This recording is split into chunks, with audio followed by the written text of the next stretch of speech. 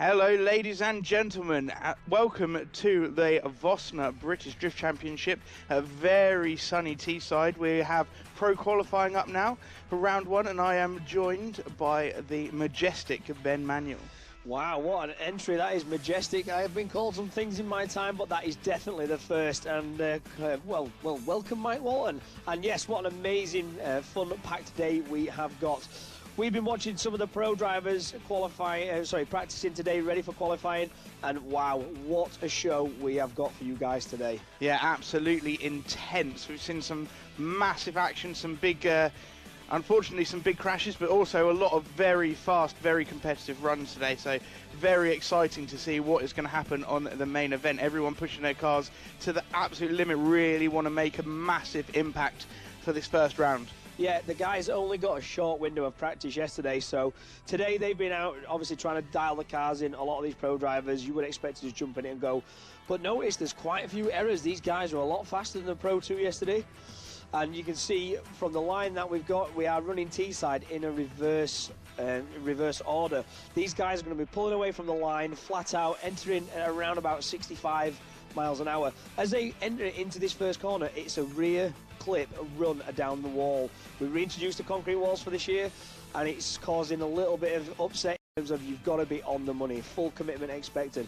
As you come through the dogleg, it's a front clip onto the car. Nice smooth transition as drivers then also have a front clip into what is the deceleration zone and clip 4. The rear of the car scrumming along the wall as they enter into the first hairpin. Yeah, so they need to be right on the outside of the first hairpin round to clip 5, then a late transition back onto clip 6 on the second hairpin.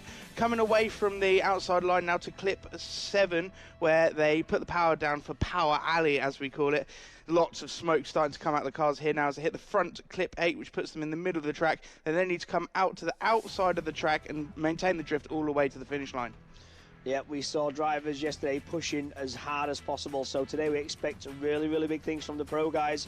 A little bit faster, more horsepower cars.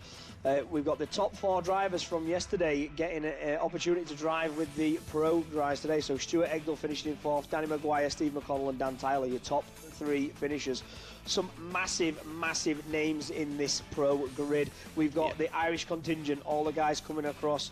You've got the likes of Sean Devine, one of last year's pro drivers, along with such as Stefan Stefanov making the trip up as well from London. Kevin Quinn making the trip over from Ireland as well in that absolutely fantastic S15, really ripping very hard today in practice this morning. And of course Dwayne Mckeever, wow, what did he look like in practice? I have never seen anyone drive so fast in a drift car around this track. But a surprise name dropping in there, Jack Shanahan driving today in a borrowed car. Yeah, Jack Shanahan driving in an E46 today. This is going to be fantastic to watch. I'm so excited to see Jack back on UK soil and hopefully being able to push the rest of the drivers forward. Not to mention your favourite driver in his E30. Which one's that? Oh, Aramis Vizquelis. That's the one, yes. No, Vizquelis. That's the... Mike's been practising his I've been trying to practice Vizquelis all day, and then I get it wrong as soon as I have to say it. Yeah, looking like just how Vizquelis does every single time he does a run. Smoke absolutely everywhere, massive show. Really fantastic to watch, so I'm really excited for that. Lee Barker as well, taking a year off last year, but is back in action today and looking very good in practice as well. Dave Egan in the Corvette as well. Mate, the level of driving in these cars for this round is absolutely retarded. We're so excited. Just can't get out the enthusiasm that we've got to watch these pro drivers. So we're going to just quickly go across to a message from our sponsors.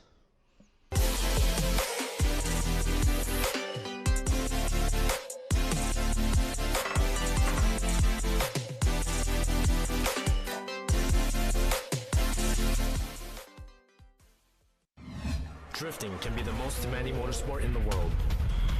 My name is June Main. The high RPMs required to keep my tires spinning and rubber burning are brutal on engine oil. That's why Lucas Synthetic Oil Stabilizer was formulated for performance on the track and the highway. Lucas Synthetic Oil Stabilizer keeps my power on for split-second decisions, making every shift and turn count. When it comes to my engine and engine oil, I give it every advantage with Lucas Synthetic Oil Stabilizer. We are Funk Motorsport. your heat management specialists. Based in the UK, we strive for perfection, developing thermal products trusted by professional race teams and drivers worldwide. Performance, protection, reliability.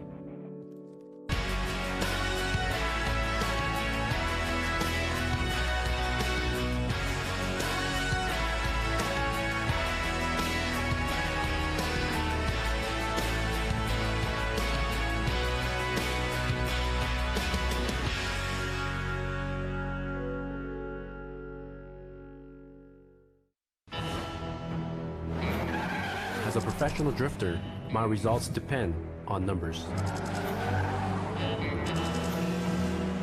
And making all this add up is one product, Lucas Octane Booster.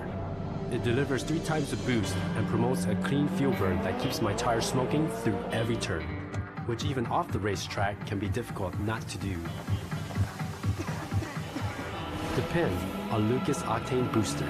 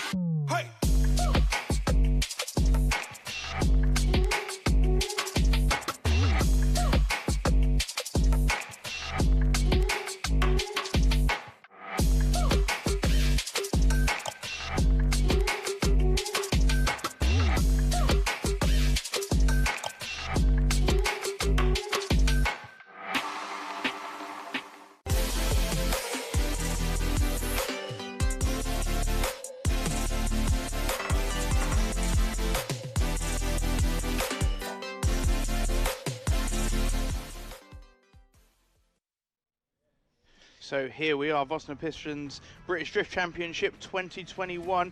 We see Stuart Egdale just warming his tyres up, getting ready to line up for his first qualifying run. Stuart Egdale, a traffic officer, a police traffic officer. Yep, Stuart making the return back into BDC for this year, having a fantastic day yesterday.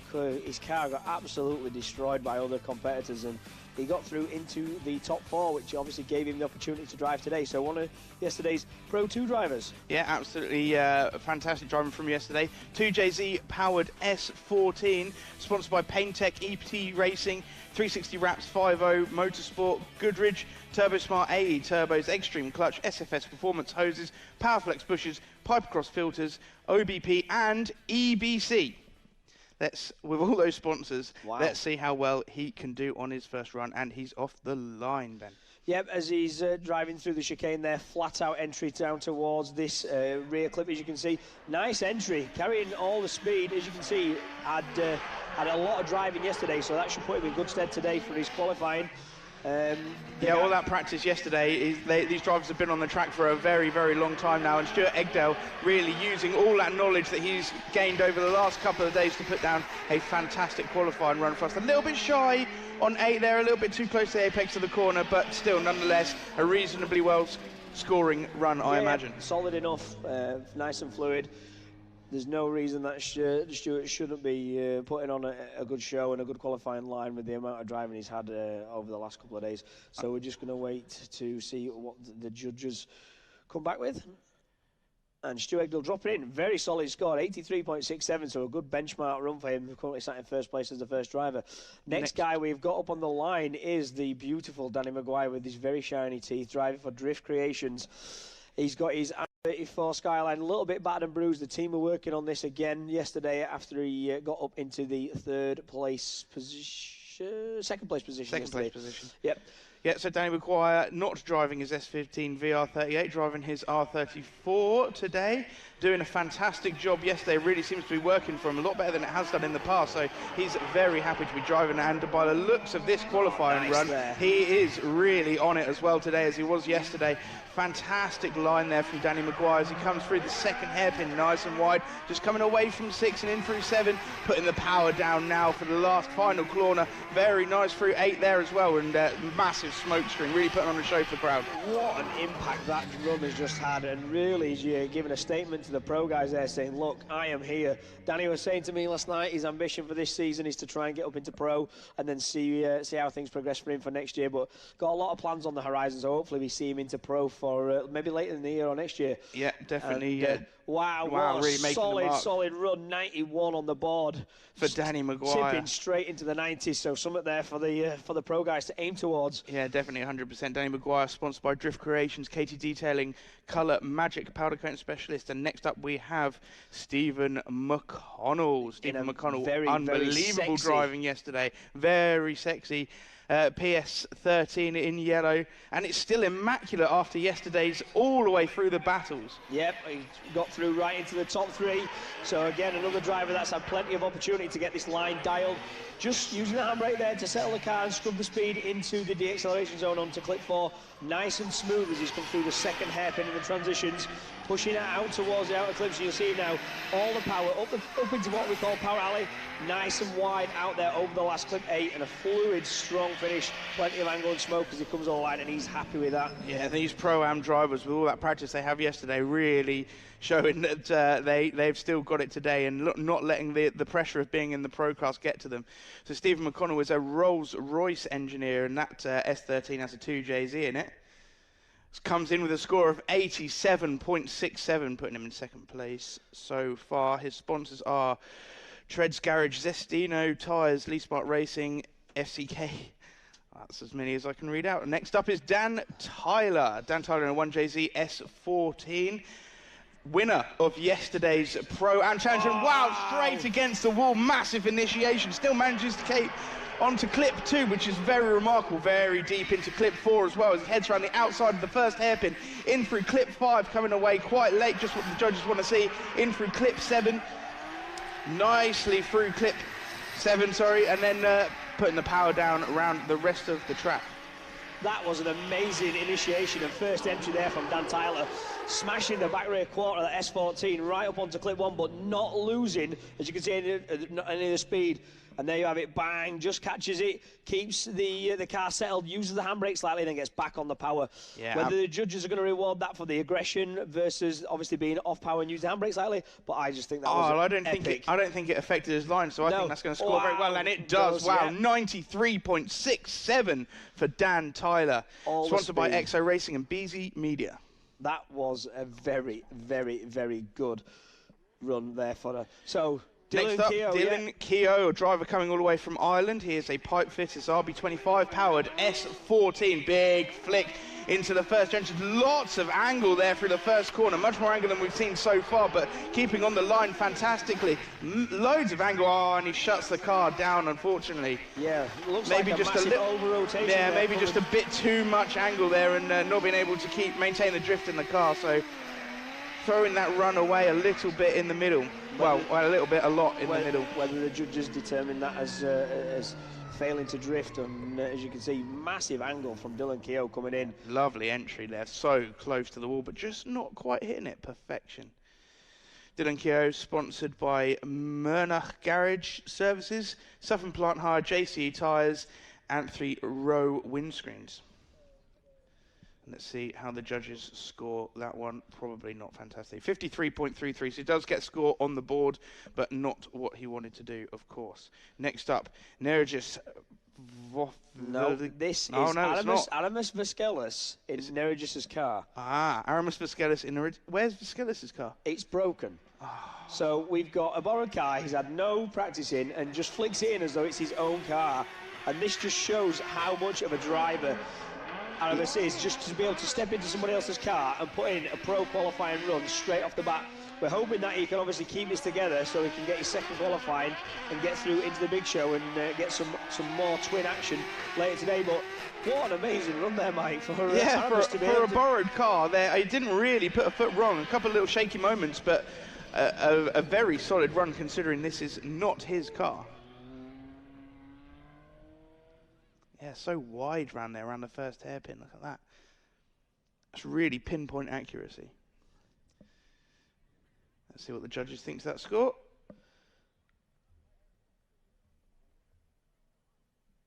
Just having a little debate over there. 82.33 drops into 5th place.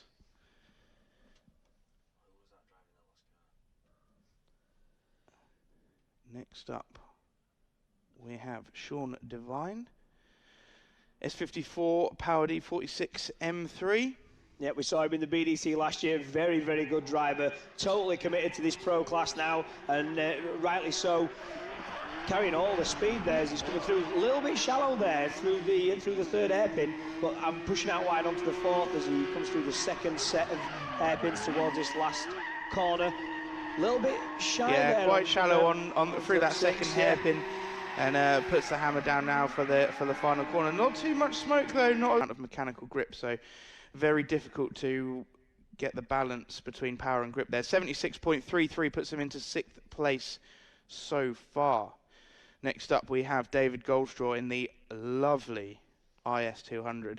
This looks absolutely fantastic. Most IS200s get a bad rap, but I think this one is absolutely fantastic and he drives it very well. Quite a heavy car, so let's see what he can do with that. Slightly off of clip 1 and very shallow on clip 2 as well. Needs to make up a little bit more ground here, but clip 4, lovely, just dropping wheels and an over rotation. So carried too much speed into that second half. Yeah, just a very scrappy run, unfortunately, from David Goldstraw so far.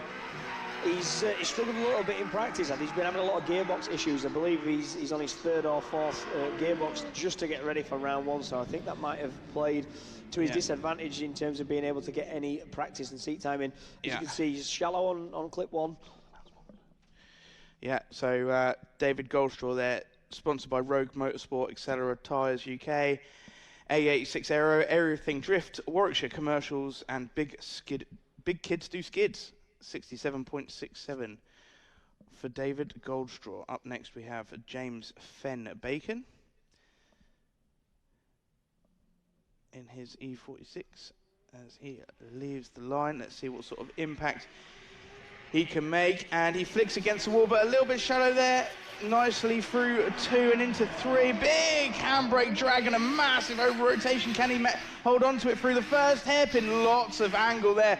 An early transition. Is this going to hurt him into 6? It doesn't seem to, as he comes through 6 and 7, then puts the hammer down for the last corner. Flying through the last corner, a little bit too close to the apex on clip 8, but still lots of impact from that run. Yeah, massive speed carrying into clip 4 there, just dialing all the angle in and getting that car just to slow down so he didn't fall off the edge of the track. As you see there, puts the foot down, massive amount of smoke, really early transition as he comes through now, and then boom, straight onto the opposite lock as he comes around the final corner. Big impact there for James. Yep, so James followed by Baco Compact Limited. 85.67 for James puts him in 4th position. And next up we have the beautifully presented S15 of Stephen Fitzgerald. Look at that car, doesn't it? Look good in the sun. Always immaculate as ever. RB25 engine in this car. Can he make it work? Certainly sounds excellent, but very shallow on clip 1 as he comes through clip 2. Fires it through clip 3. Can he make more of an impact in for clip 4? And he does! Hits the wall! Doesn't seem to have affected his line too much, but it's definitely affected his body panels. Comes through the second hairpin. Through clip 6, clip 7, puts the hammer down. Can he make clip 8? A little bit shallow on clip 8 as well, like a lot of the drivers are. And it seems like he's lost power there, Ben. Yeah, that last corner, it just seems like he backed off the throttle. Maybe had the cutout slightly. It sounds like the exhaust might have detached Sounds like itself. he might have done some damage with that against that wall there. Didn't affect his line, but it seems to have affected his car a little bit. Stephen Fitzgerald, sponsored by Fitzgerald's Vehicles Limited and Quinn's M Sport. see what the judges think. An 80-point run, so definitely the end of the run harming him more than most, I think, for that particular one. Next driver we have Ross Barr in that lovely PS. Oh, 1 Is it a 1 Yep. That's a 1 All out of Scotland, making the trip down for this. And again, another pro driver who's not afraid to stick it to the wall. Nice entry there. Masters of angle as he comes through too, and a beautiful line. Can he keep this together and push out wide onto clip 4? Slightly shallow there, could have been a little bit deeper, but nice and fluid as he comes through the second corner, pushing out wide onto 5. Can he extend it to 6? A little bit shy there on 6. Just dialing all the angle out towards 7, and as he comes around the corner, again, a little bit too on the inside on clip 8.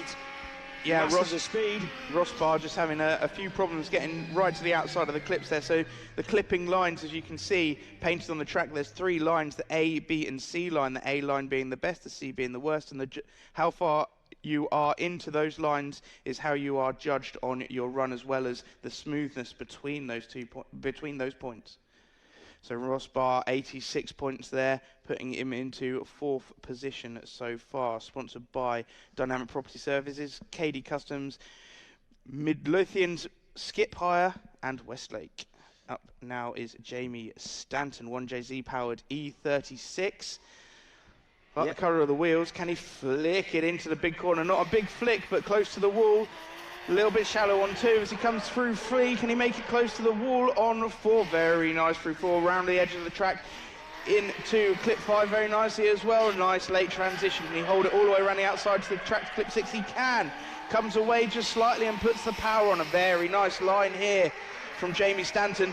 Puts the power down around the rest of the track. Not as much impact, but very, very technically good. Yeah, nice fluid line there from Jamie. You can see could have been a little bit deeper coming out of clip 6, but nonetheless a very, very solid run there for him. This is the ex-Rich Greenrod BMW with the 1JZ in it, running the Fibre Factory sponsored body kit on this. And let's see what the judges reckon to that score. Yes, and an 84.33, popping Jamie into 6th position. He'll be happy with that. Something to progress on, but a good benchmark to start for his first run. So part of Team Betty, Emulsion and Driftworks are his sponsors. Next up is Scott Carthage, and I can't believe he got his car here today because I only delivered him his exhaust manifold on Wednesday. So a fantastic effort, and it looks like he's had fun in practice so far as he enters into the first corner, not backing off at all, really close to the wall and nice through 2nd, but seems to be having a couple of problems now as he's shy off of clips 3 and 4 and through 5, quite deep into 5. Can he make it through 6? Slightly shallow on 6, and really putting the hammer down now through the final corner, making lots of smoke. A little bit wavy as he comes across the line, but those errors in the middle of the track, Ben.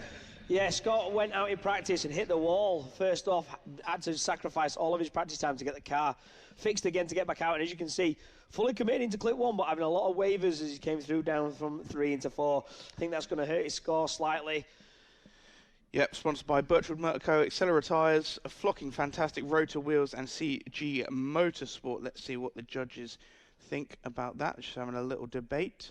83 points puts him into 8th position so far. That's still a very, very strong run from Scott there. So hopefully not a bad run, but I think today you're going to have to do better than that to get into where you want to be. Next up, John Smith, LS1 powered MX5. Very funky little car here. Let's see if it can do as well as it looks, to be honest. A little bit way off of clip 1 as he comes through clip 3 with loads of speed and loads of angle, struggling off the speed as he comes through clip 4, clip 5, very nice on the line here as he comes through clip 5. A bit shallow in through the middle, missing clip 6, right through clip 7 and then powering down. Bang on the money on clip 8, powered through the last corner of the track. A little bit shaky, looks a little bit hard to control, but making it work for him. This is a very, like you say, a funky looking little car. Not the easiest of chassis to do, especially when you put such a heavy block in this up front as well. Trying to get the balance right. Let's see what the judges think to that score. Yeah, John Smith, sponsored by IA Motorsport, Novus Financial Solutions, Prime Science, Quantum Suspension. 4.3, sorry to cut you off there, Mike. And Destino Tyres, 83.4.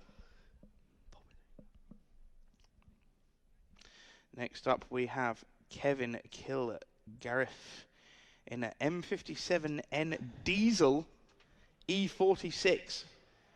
I didn't think I'd see a diesel on the track, but here he goes, and he's definitely making an impact with it. Wow, look how fast it's going.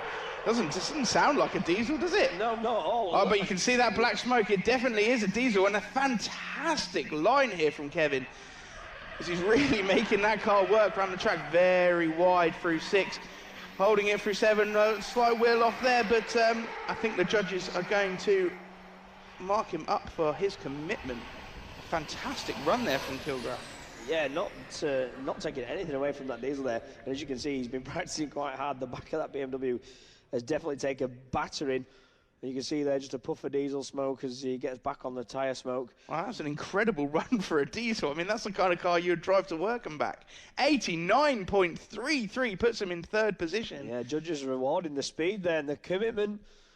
Another driver not afraid to stick it on the line. A very consistent drive we've got here, Charlie Hume, in an SR20 powered S13. Not sure how much power he's got this year, but it's not been very much in the past. Throws it against the wall. Wow. Massive angle. Is he going to be able to maintain it? No, and a bit of straighten after 2 to 3. So a reinitiation there. Definitely going to hurt his score, but very deep through 4 and round through the first hairpin onto clip 5 as he makes that rotation on to clip 6. He pulls away very nicely on the line and puts the power down through the last corner. Can he make it through clip 8? Just a little bit shallow, a bit too far into the apex of the corner there for the judges' liking, but a very solid first run for a car with not that much horsepower. Look at this actually, entry. I don't know how much horsepower it's got. Almost 90 degrees into that corner, but didn't carry enough speed to be able to maintain the drift there, and having a straighten between clips 2 and 3, which will hurt the score. Definitely Charlie Hume with an 82-point run, putting him in 12th position so far. Next up, we have the magnificently presented S15 of Kevin Quinn. Yep. Built by Kevin and the team at Quinn M Motorsport, sponsored by Link, Strom Wheels, Mac Tools. What a beautifully prepared car. Sounds absolutely amazing. Like, the driving style of these guys is just complete, flat to the floor, throw it in, use the clutch. Power is always on. Talking to Kevin Quinn earlier in the pits, he said he's having a little bit of trouble with the car bogging for some reason. I can't understand why, because he's got so much horsepower, but he's changed the diff ratio 4 times in practice with his quick change diff. 4 times he changed the ratio of the diff in practice this morning. Well, if you have an engine bogging, we'll just work around the problem and find what we can do. As you can see him powering down the straight line, a massive flick entry, very, very fast, just staying away from clip 1 there, but keeping the speed through 2. Can he maintain the fluidity down towards 4? And he can. Pushes out towards the B line, very wide on that infield as we come round through 6, and nice and fluid, as you can hear, just shallow there towards 7 as he's coming out and on the inside of 8, but a very, very fast and fluid run. Look at the angle and smoke there from Kevin Quinn. Yeah, Kevin massive impact. Massive impact. Kevin Quinn smashing the limiter of that car. I don't know whether he got himself in the wrong gear, but through the middle of track, through clips 1 and 2, I heard a massive clutch kick, and that's where he was complaining that the car was bogging earlier. So let's see what the judges think of that run. 86.33 puts him in 5th position so far. I think we've seen better from Kevin Quinn, and I think he's got more to give. Absolutely, but he wants to get a safe, banked run on. Here we've got LS2 powered E36, driven by Louis Edwards, a very vibrant green E36. Let's see, we've seen some fantastic driving from Louis Edwards in the past. Bit of a middle line onto the first clipping point, but nicely through clips 2 and 3, and very fluid transition. As he gets the wall, I think he just rubbed that wall very slightly, but nice wide line for the first hairpin onto clip 5. Deep into clip 6 as well. Is he going to come away like the judges want to see? A little bit coming away from clip 7. And then through clip 8, hammering that LS2 engine from the last corner. Plenty of smoke. Very nice, solid first run. Very committed run there from Louis Edge. You see, just touches the wall and comes away a little bit, which didn't get him as deep into clip 4, but maximum commitment, just touching that wall, is what the judges did want to see. I noticed as well a little bit of left foot braking as he came over from clip 1 to 2 just to settle the car as he powered onto that. So yeah, made a very wow, a 91.67 there. Judges reward it highly. He's currently in 2nd place.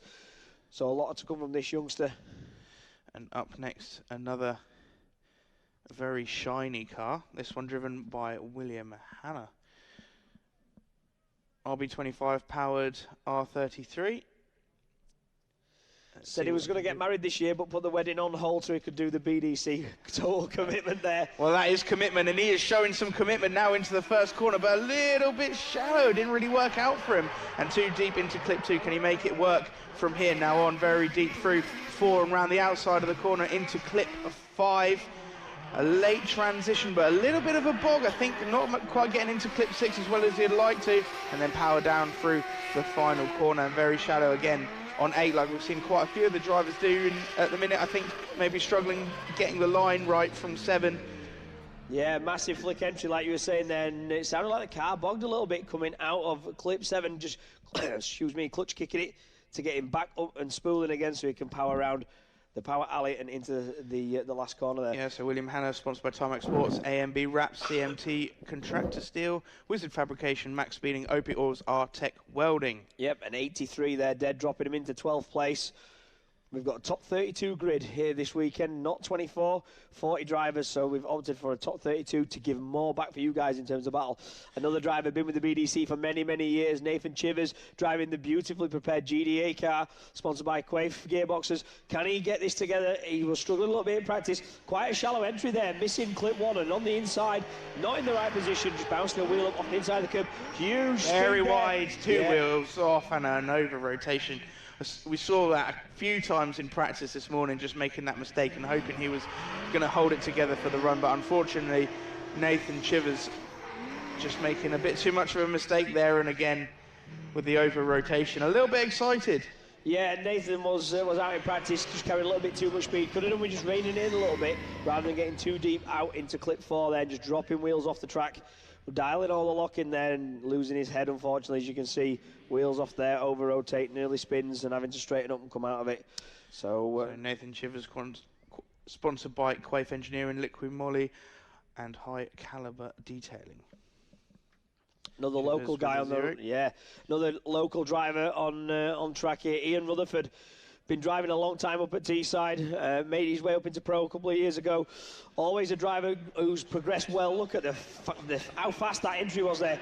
Nice position out on track, beautiful onto clip 2, carrying speed through 3. Can he just extend it out into 4? He can.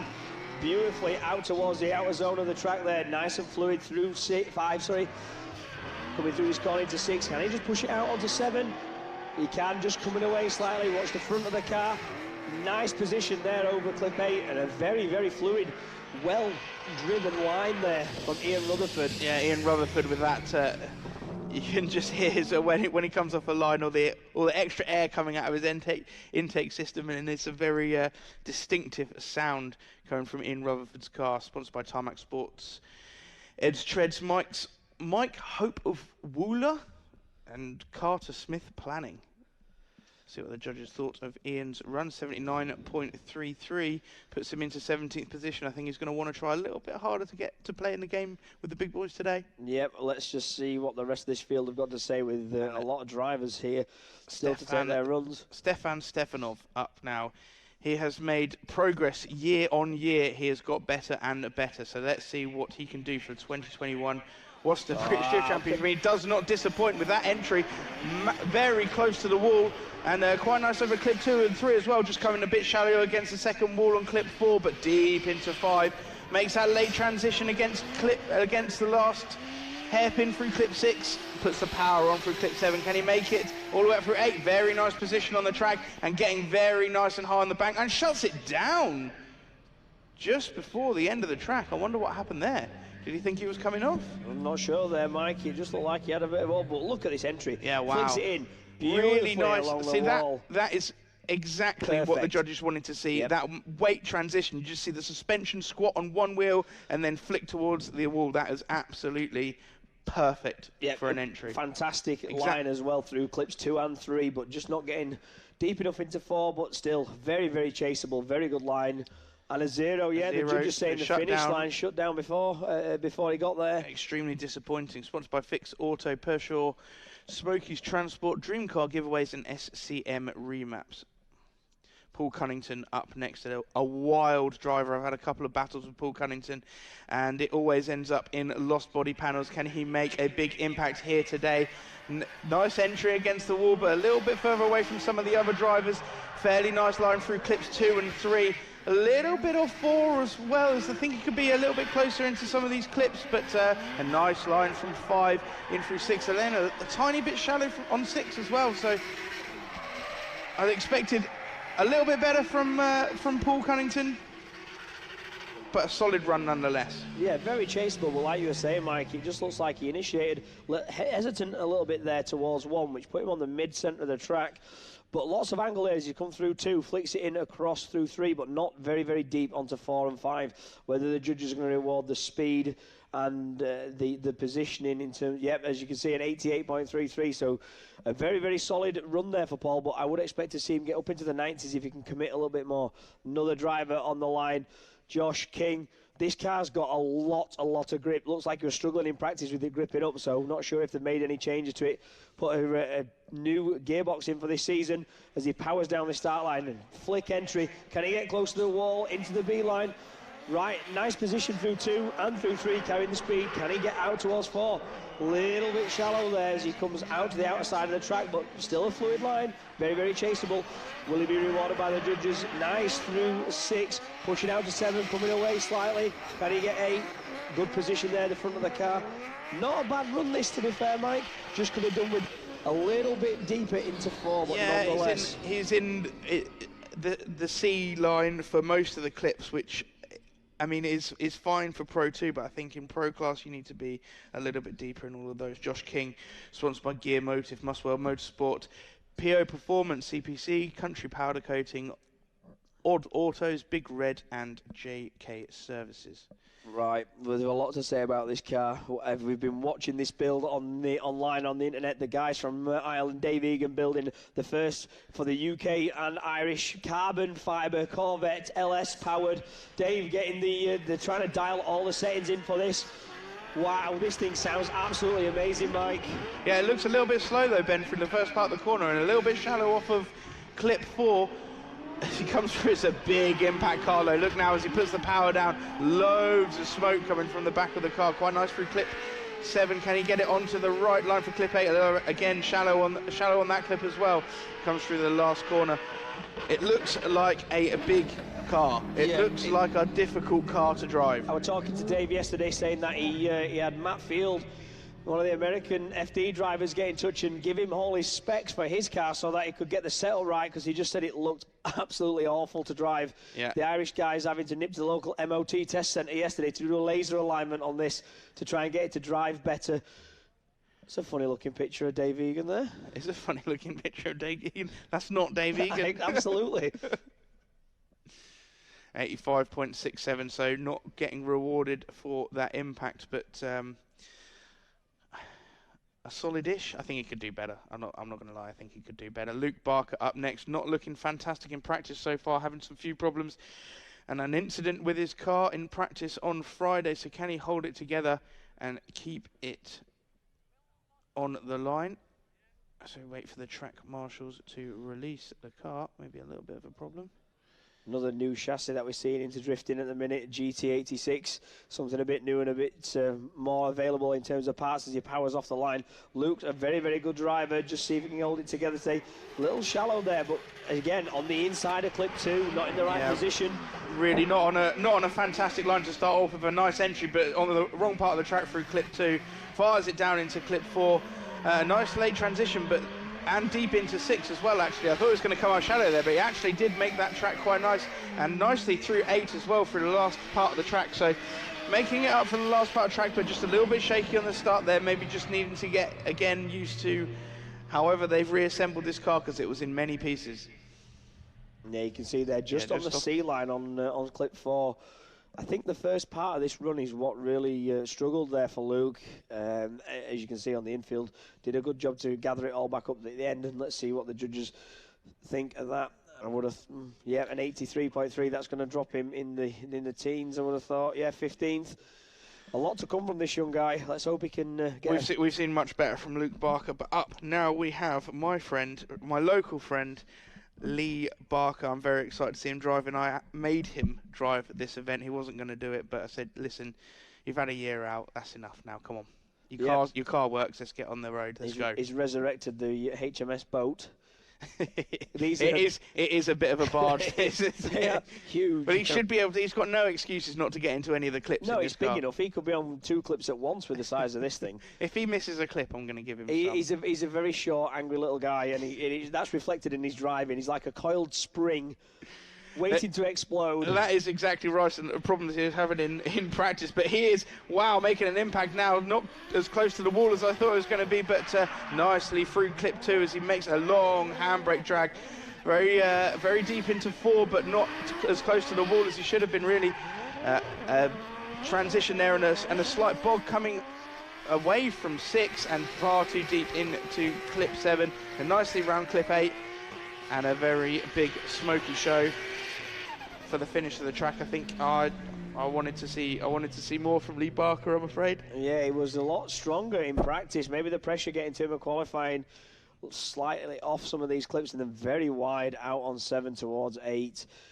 Like you say, he had absolutely no excuse not to be in any of the clips with a car that big. Absolutely none. 78.33 for Lee Barker puts him in 22nd position. He's going to have to try a lot harder on his second run. Up now we have Robbie Oborgoyne in this lovely looking 1 Series BMW. Yeah, very, very well prepared car as well. Let's just see if he can put a run in. S63 B44. Basically a BMW V8, 4.4 litre, flicks it in up against the wall, but again on that B line, not getting as close to the wall as we want to see. No. Nicely through clip and 2, and quite deep into clip 4 as well, but not coming to the wall as soon as the judges would like it. And a little bit of a shutdown there in the middle of the track and the transition, just not maybe a miss shift. Yes. Putting the power down for the last corner of the track. Yeah, just sounded like a little bit of an issue there, Mike, coming from that first hairpin to second. I think maybe he tried to change gear in the middle of the transition there and possibly missed it, or clutch kicked it and it bogged. I don't know. See what the judges think of that. A very chaseable line, but like you were saying, these scores on these pro guys are just so much higher. If you're getting into the 70s and 80s, you need to be pushing for the 90s, yeah, and as you can see, an 83.33 dropping into 15th place. But that's midfield. We've got a top 32 grid, so they've got a benchmark, they've got something to move up from. Next driver we have got up on the line, Masek Blazuziak. Magic Blazing Jet Ski, as we like to call it. That's it, Magic Blazing Jet Ski. In his 2JZ powered S14, a very vibrant green car. Can he make as much of an impact on the track? No, on the C line on that entry, but nicely through clip 2. And he hold it together through, I couldn't quite see clip 3 there, but clip 4 very shallow on clip 4, nowhere near where the judges wanted him to be against the wall. In through clip 5, but shallow again on the transition. Gets through clip 6, but the entry into clip 6 wasn't as good as we wanted to see.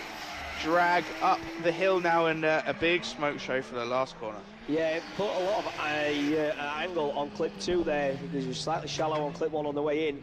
Dialed the angle in and didn't carry enough speed to get from clip 2, 3 and push out wide onto 4, and that's what's going to have hurt his score there.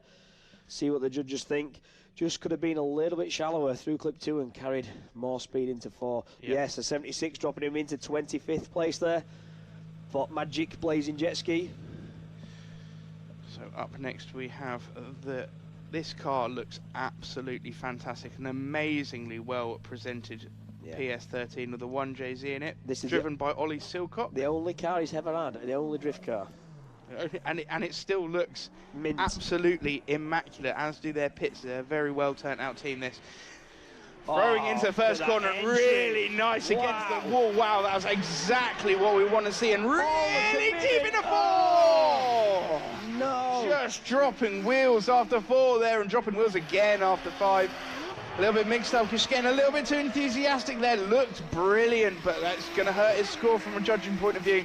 Yeah, Ollie there flicking it in on 1, massive angle, carried lots of speed, beautiful transition through clips 2, 3, but onto 4, just couldn't scrub the speed. Big angle here, and you see he just drops off the track, 2 wheels off. He's not a 0, but it is going to hurt his score massively. Keeps his foot in, generates all the smoke and gets back into it, but a few errors there collected as he comes through the second hairpin and round the corner. Yeah, Ollie Silcock, sponsored by Motul at JD Motorsport Engineering, Battlist and Valino Tyres. Let's see what the judges have to say about that. Look at such a beautiful stance there on his profile. I love it. I love it. That looks fantastic.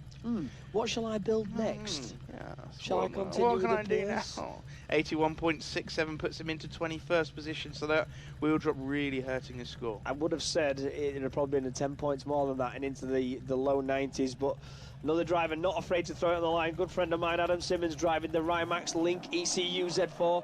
Beautifully presented there, Yellow Speed Racing, Clark Customs and Octane. Let's see if he can, big flick entry, nice. This is quite a short car, but the wheelbase is as normal as an S14.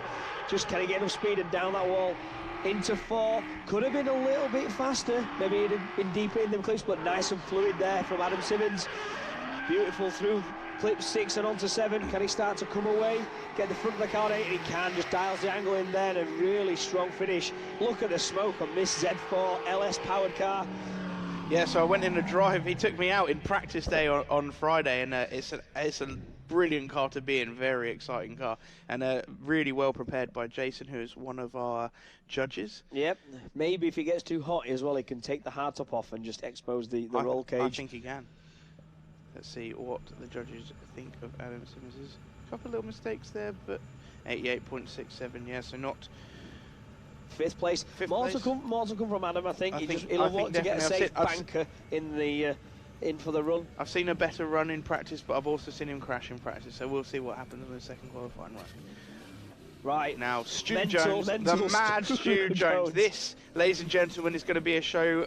Have a look at this. Look at all the track on the entry. Massive big flick against the wall. Not quite what the judges want to see, but really looks good from here. Very nice lines through clip 2 and 3, but very shallow on 4. Coming to the wall a little bit early and coming away too early. Completely missing clip 5. Very shallow and missing. Well, I think he went through clip 6, but only just, and straight and a little bit of a reinitiation with clip 7. This is wild, and I think he is in completely the wrong gear, ladies and gentlemen. Very, very scrappy. I think he missed a gear coming out of that corner and just put it back in whatever gear it was in and tried to send it, and it didn't work. No, I think I was talking to him about this, but he was in 4th gear rather than using 3rd and just clutch kicking it. Maybe that's caused the errors. He's come out of the second hairpin. Yeah, very, very shallow there. I think he's tried to go back into 3rd and then, like you say, not being able to get it back into 4th, put it into 3rd again and thinking, come on, we've got to make something of this. Yeah, really hurting his score. 61 points there, putting him to the 29th position. Right, so I think we did get it wrong earlier in. It wasn't Aramis Vasquez in a borrowed car.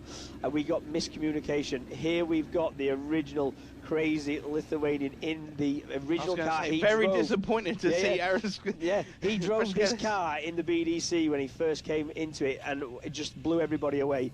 Total commitment, massive smoke show. Just watch the aggression this guy's going to flick in. He has got all the skills and all the power to back it up.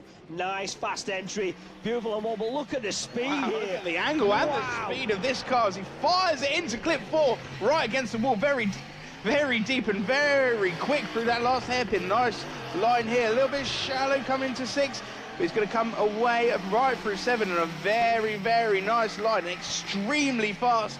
I can barely keep up with him as he goes around the track. Loads of smoke and so much pace. Wow, show your appreciation for Aramis Pascalis there. All the crowd going wild here at Teesside. That is one of the fastest, smokiest, most impactful runs we have seen all day. And that is exactly what you expect from a driver of this caliber. Wow, he's going to be a force to be reckoned with and to be caught. He is the Lithuanian lunatic. Let's see what the judges think. The 95.33 puts him in 1st position. Wow, and he deserves that with that run. Yep. We were talking earlier who you've got tipped for your top 3, and Aramis definitely got a foot firmly on one of the podiums if he can keep the car together and push. 100%. Up next, Julie Robinson, and she is driving S14. Let's see what Julie Robinson can do. I'm assuming this is a borrowed car for Julie because she's usually got her R32. I was a little bit confused when I saw this. I didn't know whether she'd built a new car. but still managing to get the first initiation, but not carrying the speed. Yeah, just on the line, just not quite the speed, and too much speed into the last corner, so not enough coming up to the corner and too much through it. Not seeing Julie out in practice in this, so I'm no. not sure if this is one of her first runs in a borrowed car by the looks of it. Yeah, a little bit of a shaky run, struggling with the power or the grip levels of this track today. Not really having much of an impact, but not too bad on the line apart from this bit where she drops off the track after 4. It's too much on the handbrake and not getting on the power soon enough to get you away from the wall. And just dropping into the dirt, so let's see what the judges thought of that run. Sponsors Kettering Centre, Matthew Walker Recovery, and Learn to Drift 63.33 from the judges puts her in 30th position. A little bit of work to do for Julie there on a second run. Up next, we have Richard Greenrod back in action. In his wife's road car. This is road legal. He took the number plate off the back. I was talking to his wife earlier. She's like, if he breaks, it's fine. He can build another. Slightly shallow there on clip 1. Maybe she's giving the Scarborough warning, but carrying the speed through 2. Nice on the wall there into clip 4. Very nice through 4. Very wide through 5 as well onto 6, and a late transition, just what the judges want to see through clip 6 as well.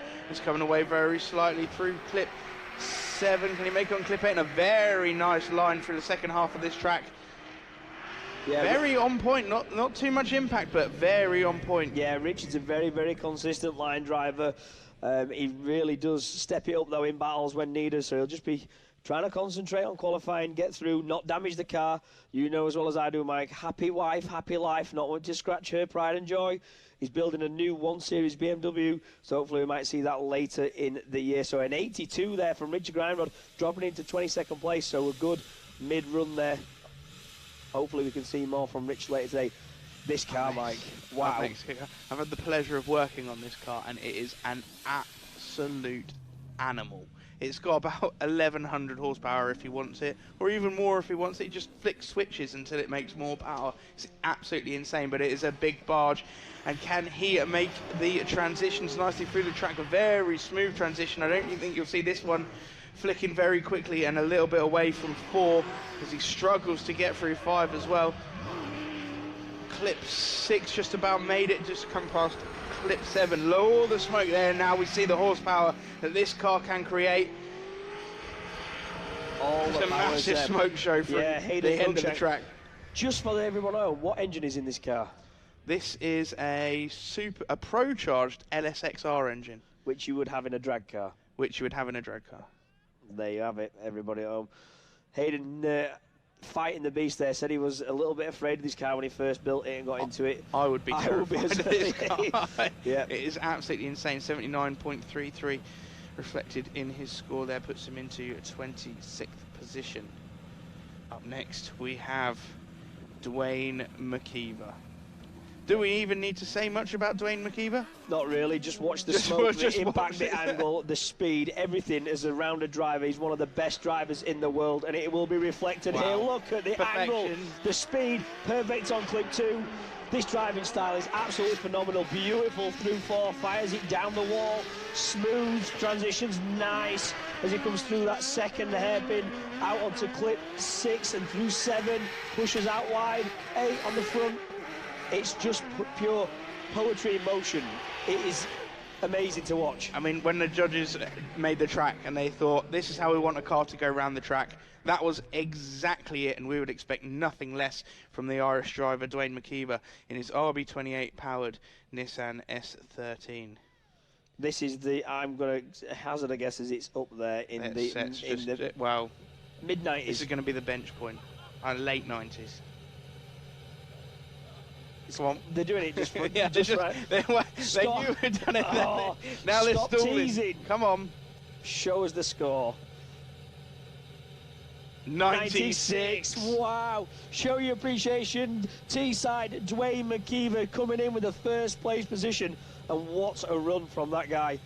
And here up we have Luke Woodham, another bloke local to me. Yep, been driving. Living literally just down the road in an LS-powered S14. Yep, been driving for Monster Energy, one of their athlete drivers for quite some time. Man of many talents, drift driver, barrel sprint driver, Oh, slightly out of position there, massively so on clip 2. Really off the line through clip 2, and it's hurting for the rest of the track, but pulling it back together through the first hairpin and through clip 5. Isolate transition through clip 6. Managed to sew the rest of the lap together, but a big mistake there after the first initiation, Ben. Yeah, I think most of the damage was done there on that first initiation and through clip 2 where the front of the car run over the grass. Hopefully he's done enough to, well, he will have done enough, I would have thought, to get him on the board, but let's just see if he can better his score for his second run there and get higher up into the top 8. Yep, so that's how the judges scored that. Luke Woodham, sponsored by Monster Energy, Samco Racing, BC, Ricek Tyres, Garage D, Oakwood Clothing, Funk Motorsport, Corbo Seats, OVP Motorsport, K&N, EBC, Siki, Mike Hawks, Long Mategi Racing, Fleet Livery Solutions, and AM Details. There's some tongue twisters in that. There is. The joys of being sponsored by everybody. As you can see in his race suit there, getting all the props in. Is that look called? That's blue steel, isn't it? That's got blue steel written all over it. 80.67 puts him in 26th position. He's going to want to try a little bit harder than that, and we expect better of Luke Woodham. Up now, 2JZ powered S15 driven by Ryan at Caldwell. Yeah, we've seen this guy out in England for a few years, and he's always impressed. Big speed and angle there, just very, very quick. Quite shallow on 2, but wow, fires it down the wall at 4, stays on the track, just dials the angle in to keep the speed and also getting round the corner without going too far out. Very, very impactful run this, Mike, as he comes round Power Alley. Slightly shallow there on the last of 8, but dialing all the angle and speed into that car as he finishes. Yeah, Ryan Caldwell just a little bit shy off a few clips here. I just missed out the entry, but it was quite shallow on the first entry, which messed him up for clip 2. And as you can see, dives in with loads of pace into clip 4, makes that really nice around the first hairpin. But I think it was almost like he was struggling with power, but he shouldn't be struggling with power in that car. No, he's had this car for quite some time. He's this will be, I would have thought, 550, 600 horsepower. Yeah, an 85.33 for Ryan Caldwell there. Drops him into 15th place. So mid-track, plenty to work for. A lot of these drivers not throwing everything at it on their first runs and wanting to get a banker in. Up now, Steve Biagioni. Bagsy, as we like to call him, because it's a lot easier to say on the microphone. Another LSXR powered vehicle. This one normally aspirated. No, it has got a supercharger, but it's an S15. Wow. It throws it to the first corner, straight on angle, but not quite on the line the judges want to see. Yeah, way off for clip 4 there, just too much angle and not enough pace to get him out towards the clips, but big impact, lots of smoke. Shallow on quite a few of these clips here from Bagsy, not what we expected to see. Usually quite a cool, calm, collected driver, but I think he went for a big impact on his first run and it didn't work out for him. Mike, look at the angle there, but as he comes through this corner, he's on the inside of that clip there as he drives over it, then dials more angle in here from clip 3 into 4, and he's on the inside of the circuit, not getting deep enough in. No, so judges will be marking that down, and again, Steve Biagioni, when the car's working and it's his day, he is unstoppable, but I think he has a lot still to give. 82.33 puts him in 23rd position. And up next we have Carl Ferrara, a self-proclaimed rock star. Dango, as his friends like to call him. What would Dango do? Well, Dango's going to go out and do what he does and try and put a show on for everybody here today. He drives a lot of Teesside, so we should see some very nice driving. A little bit shallow off of the first entry. Clip 2 hit quite nicely. Can he get into the wall on clip 4? Very nice around the outside of the track, around the first hairpin. Just a little bit shallow on 5 there, and a snappy transition. The judges want to see a smoother transition from that as he puts the power down on Power Alley and makes his way through the rest of the track. Big smoke show around the last corner. Lots of power in this car. Yeah, that's right. It's a big car. Dango built this last season. Big flick entry here, but as you see, he's shallow just against the wall there on clip 1, which hurt him on that first corner. But yeah, and a little bit of a wobble coming off of clip 7 there. Yeah. Scores dropping in there for Sponsored by G2 E Motorsport, Trias Tyres, and Eclipse Motorsport. Let's see what the judges think That run, 79.67, puts him in 30th position. What are you going to say, Ben? That's a blue steel look there on his profile picture. I think you need that. I think for blue steel, you need got the to have eyes. It's about the eyes. Yeah, the Rockstar glasses not doing it there for his blue steel look.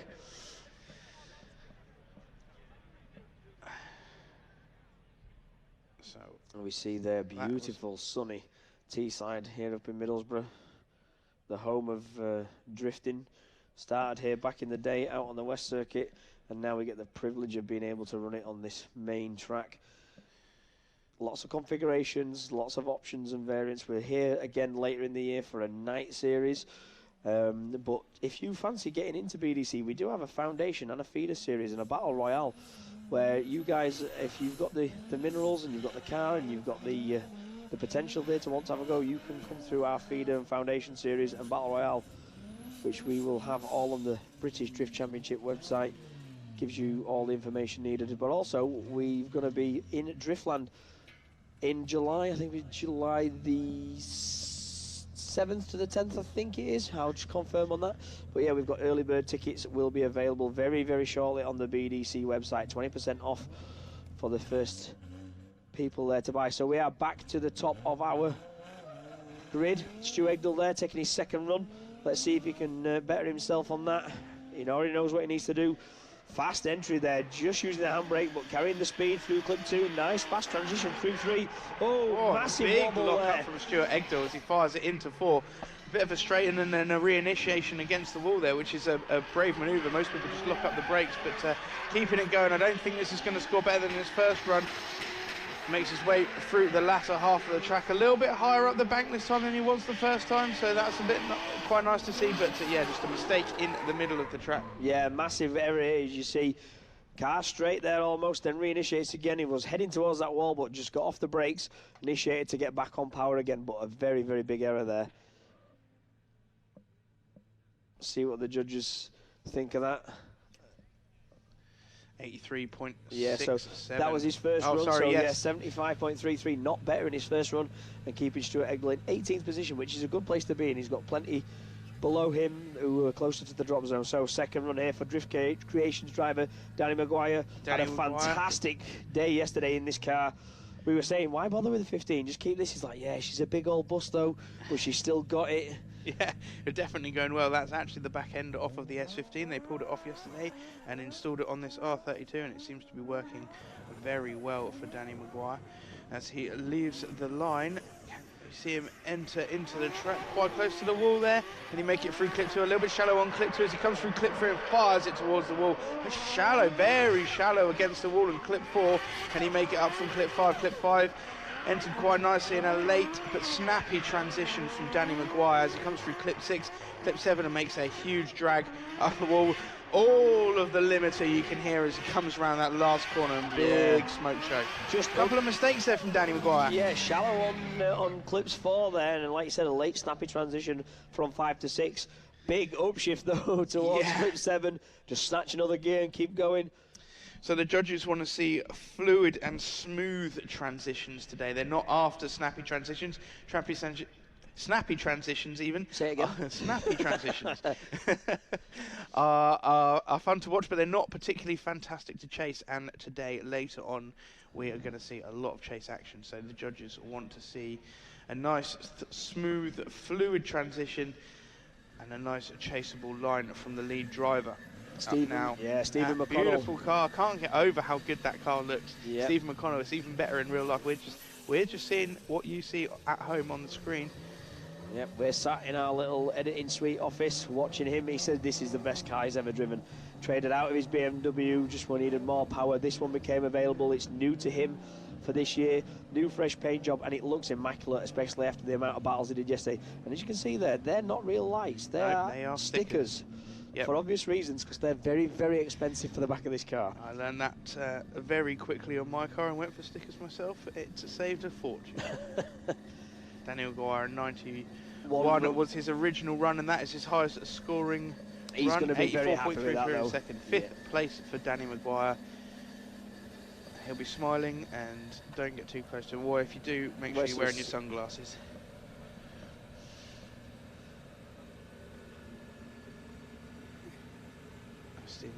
waiting for the go-ahead to go 87.67 on his first run.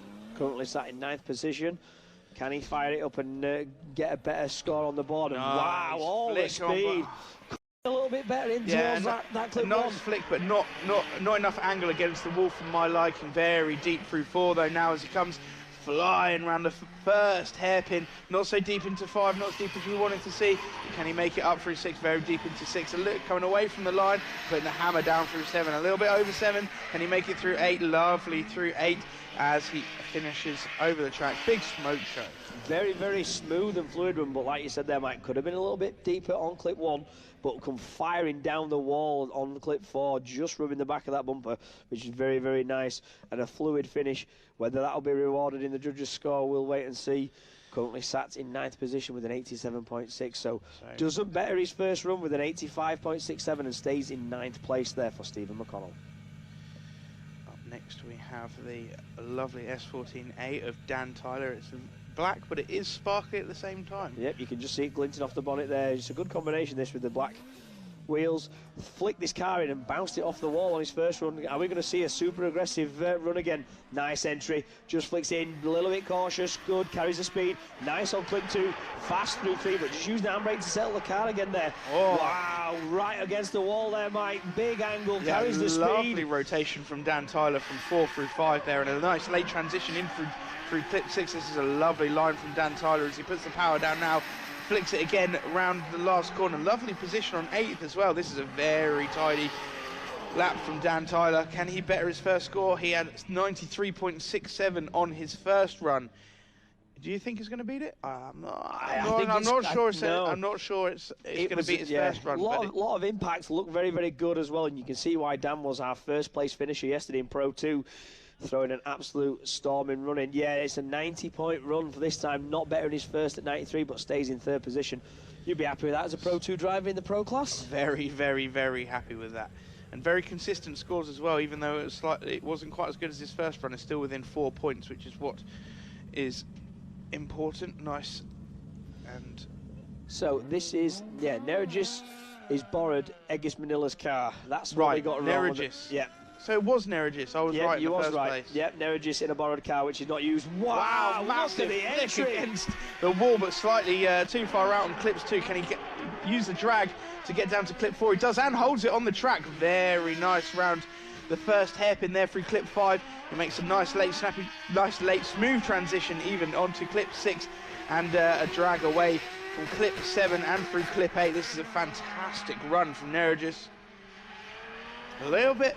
Did he run out of power at the end of the track? Yeah, it looked like he had a little bit of a wobble, but what an entry. But dialed a lot of angle on there on clip 2, and you could just see him left foot braking as we came through that clip, but carried a lot of speed out from 3 to 4, come firing along that second wall there, and just managed to stay on track. And like you say, a very smooth and solid finish to the run, but a little bit of a wobble there coming towards the finish line. Whether he just seemed to run out of power, or maybe something upshift or something. But does better his run, and into 9th place. Wow, straight up into the top 10.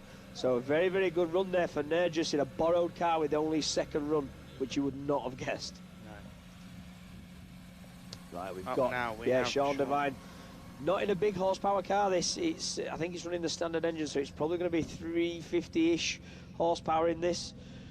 But he drives it. S54 is 320 horsepower standard, so maybe they've squeezed an extra few ponies out of it. 76.33 points. To start off with. Can he improve? And a massive flick. Can he hold it to the wall? Not quite getting as close to the wall as we wanted, but very nice through clip 2.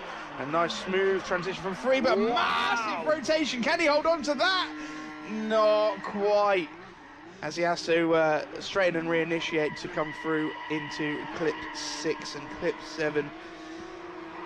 Very impressive, but if he could have held on to that, but unfortunately it just couldn't this time, and just getting a little bit over enthusiastic, and even then across the line, just missing the grass. Yeah, too much angle on. Just about holds it onto the concrete, but you can see the damage is already done, and the over rotation is there. Yeah, wrong position of the track. To get it back. You wouldn't be able to chase it, so I dare say it's not going to better his first. Run. Let's see. Yeah, and unfortunate there for Sean Devine in 34th place, not getting and the judges scoring that as a 0 due to it being an inactive, or not an inactive chase, but an over-rotation. No, 0. no, they have given it a score, 56.67, so they didn't deem that straight enough to be a 0, but they have docked him lots of points. Up now, David Goldstraw. Just a quick one, Dylan Keogh didn't get it out for his second run due to clutch issues, so whether they're going to bypass their second run and see if they've got enough points to get in, but like you say, we've got David Goldstraw on the line, this beautiful IS 200, nice flick entry, just shallow on clip 2 there, but carries the speed for 3. Can he scrub it off and get deep enough into 4? He can. Very nice through 4, and a very wide line from 4 and 5 on that first hairpin there. Can he make a nice transition? He does, a really nice transition here. The line is absolutely spot on from David Goldstraw in the second part of this lap. Yeah, Mike, as you said, a little bit shallow on 2, which was reflected on the first clip, but beautiful down the wall onto clip 4. Just dials it in perfect, scrubs the speed, doesn't go too far off track, back on the power early, and a really, really smooth transition through the second half of the circuit. I dare say that will improve on his first score of 67.67. He's currently in 36th position. Can he get into the action today? Wait for the judges. With bated breath. Come on. Oh, it's killing me. Intense. It's intense. Come on, quick. We want to... It's a very good profile picture, very Justin Timberlake. 85.67. Wow, and a solid run. Yeah, David Goldstraw there, up into 14th place. And he will be very relieved about that. Next up, we have James Fenn Bacon. 2JZE46. All the powers, all the speed. Can he get an impactful run? Sitting in 14th place with an 85. Big flick. Not too close to clip 1 there, shallow. But manages to push out onto clip 2, carries the speed through 3. Big angle dialed in there for 4 and deep, using all the track. Nice through that first hairpin and smooth transition through, just dials the angle on there through clip 6. Too much angle there towards 7 and not far enough out, which is going to sacrifice on 8 as well. So really good through the first part of the infield, but not as nice as you want to have seen on that second part of the track. Is that going to hurt his score, Mike? To be honest, it looked. I just want to have a look at the replay again because it looked quite good to me.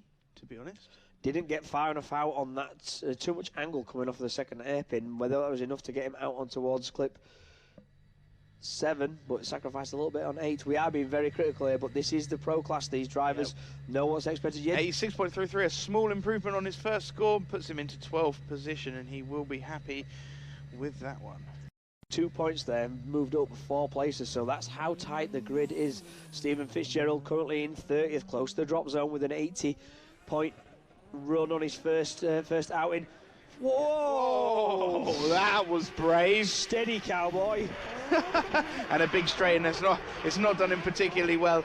Flicked towards the wall on initiation there, and then had a little bit of a panic, and just about managed to avoid impact, but it did hurt his line between 2 and 3 and therefore 4, so making it out for the second half of this track, but the first half there just having a little bit of a wobble, a little bit of a shake up, and it's not doing him well. 80 points in his first run, not sure that's going to beat it on his second. That was a very squeaky bum moment there as he initiated into that first goal.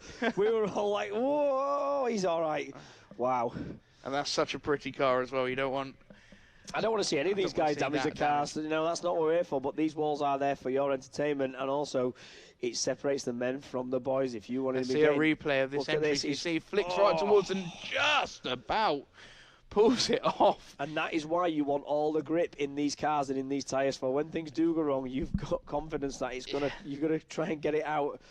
Do you think that straight and after clip 2 was just him taking a breath going, I'm still alive, thank God I'm still alive? So a second score there for Stephen Fitzgerald, currently in 30th position. Let's hope he can stay within the top 32, and not sure if it's gonna be enough, Mike. 76.67, not quite as good as his first run, unfortunately. But the car is in one piece. The car is in one piece. Up now, Ross. We have Barr. Barr seemed to be struggling a little bit on power. what, maybe on the first run. Yeah, currently in 14th place. Clips the cone. Just clips the entry. Big aggression, big angle, big flick there, but just wow, look at the angle. That's going to hurt him. Yep. Just scrubbed way too much speed there, but he's managed to hold on to it really well, but coming away from clip 4 far too early. Manages to get nice and deep into clip 5, a late transition, but slightly off of clip 6 as well. Comes barreling through clip 7 on the limiter, all the way through the last corner. Upshift there through clip 8, and a huge clutch kick there just before the finish line.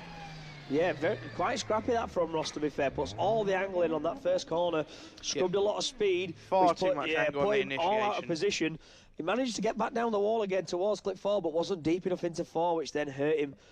I think he just came to the wall because he over-rotated on the first one. A 74.17, just keeping his first score of 86 and staying in 14th position. Yeah, he'll be happy with that. He knows he's in the show. He's in the middle of the pack. He's still in the show. Right, up now we have Jamie Stanton in the X5 Factory Rich Greenrod E36. Wow, nice fast entry there, close to the line. Beautiful through clip 2, carrying it through 3. Can he get further down? He can, into the B line there for clip 4, using all the outer edge of the track, and nice through 5. Nice transition, just settling the car on the handbrake. Nice into 6, can he get it out to 7? A little bit shy there on 7, but extending through 8. Not a bad run, they've been critical as ever in this pro group, but a very fluid. I thought that was an absolutely brilliant run. I don't think... Very nice entry there. Very, very committed entry as well. And like I said, nice through clips 2 and into 3, but just being slightly critical on the... Do you think clip 7, because clip 7 isn't on the concrete, it's on the tarmac? It is on the tarmac. And he was on the edge of the tarmac, not in the concrete. So he does progress. He got an 87.73, taking him up into 10th place, so moves forward 4 places. Up now Scott Carthage in a very battered looking car. Yep, he bounced it off the wall in practice, struggled to get a solid run in his first one. Let's see, wow, big wild entry, massive angle. Wow, look at that against the wall. Fires it in through clip 7, but a very early transition that's really messed him up for clip 4 as he comes off of the track with way too much speed. Can he put it back on the track again? Really struggling here, Scott Cartledge with that car. Can he put it together for the rest of the run? I think he's got some steering issues with this, Mike. That is there. There's definitely something not straight on the front of that car. Yeah, 100%. Scott's transitioned way too early after clip 2 and put him nowhere near where he needed to be. And off the track. Look how far off the track. Look at all the dirt. Yeah, being flicked up there. Yeah, as we said, from the impact he had with the wall on clip 1 in his practice, it looks like he might have damaged a steering angle kit or something like that. 65.47. Yeah. Not a good score. 83 on his first run, so keeps him in 23rd. He's still in with a shout. Still playing the game, and up now we have John Smith in that little MX-5, powered by the massive engine. It's quite high off the ground, this, but the suspension does seem to be working very well, and it's extremely fast through the first part of the track, and lots of angle into 4, but just coming off the wall a little bit early as he makes it nicely through into clip 5. Slightly shallow on clip 6 as well, so very similar run to his first run, I believe. Yep, like you said, fluid, but could have been a little bit deep into some of these clips. Maybe that's just the length of the car there. Yeah, that must be an incredibly difficult car to drive. I mean, I can only imagine. I don't know. I haven't been in it, but it looks like there's a lot to do. Yeah, very fun, but a lot to do to get it around the track. So he's currently sat in 19th position with a score of 84.3. Can he better that and move up? No, at 83.37 keeps him in 19th place for John Smith. So very similar to his first run. There from John Smith. Up now, Kevin Gareth.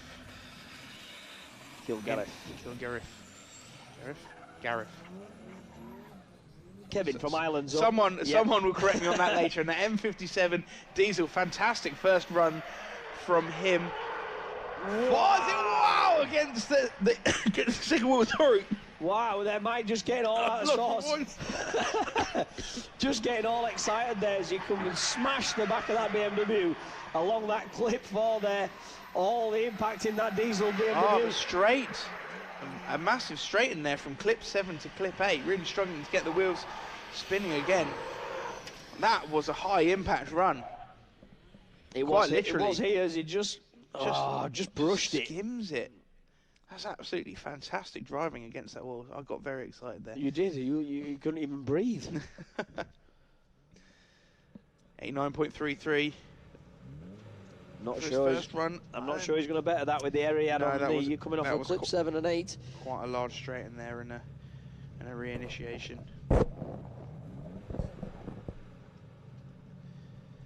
See what the judges think. They're just having a debate.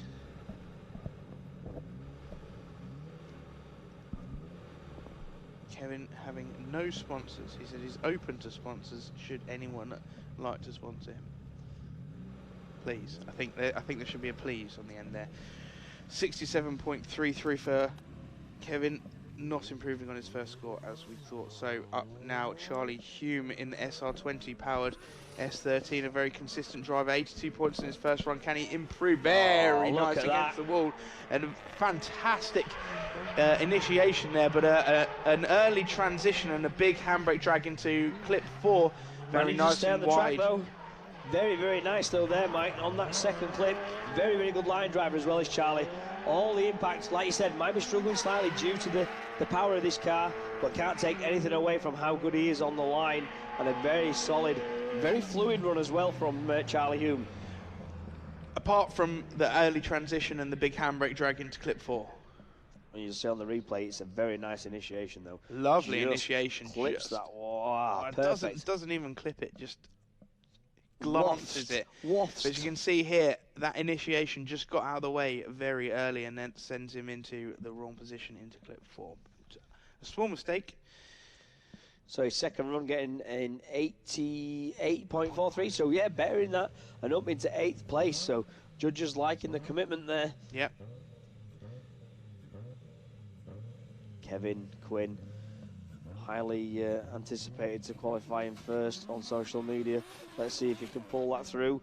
Well, he's definitely hoping to anyway. 86.33 points for his first run. Can he bet out on his second run? Looks fantastic, that car. Nicely against the wall and through clip 2 at a very fast run here as he comes into clip 4. Just holds it onto the edge. Pinpoint precision there from Kevin Quinn as he holds it right on the edge of the track. Transitions now through into clip 7. Holds it nice in the line. A little bit of a straight in there and a reinitiation as he comes through the last corner.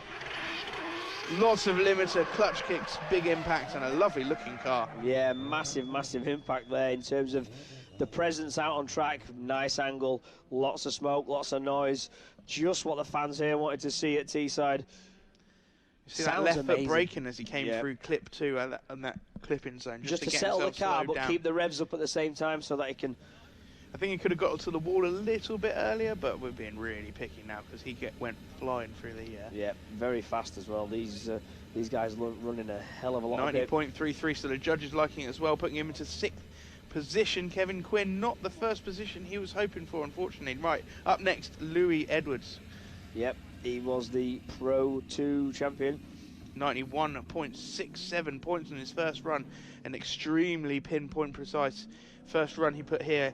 Can he add a little bit of flair to make up for some points? Very nice entry there. Little left foot dab there as well, Mike. Little bit of a left foot dab then. Very nice onto that wall, early onto the wall and all the way through the clip. Exactly what the judges wanted to see now. Lighting the wheels up and a bit of a smoke show through the centre of the track. Nice late transition.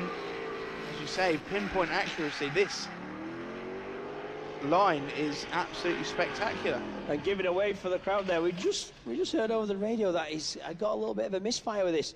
So maybe it's a V7 and not a V8. So maybe he's struggling a little bit of power, which is why we're not seeing quite the impact we're used to from Louis Edwards. But that line was still can't take anything away from it. Yeah, absolutely, Mike. Absolutely fantastic. Can't take anything away from that as a line driver. Louis Edwards, always one to watch. Can he better his first score of a 91.67? Currently sat in 4th place. And he does a 92.17. Betters his score, but stays in that 4th place, Mike. Wow.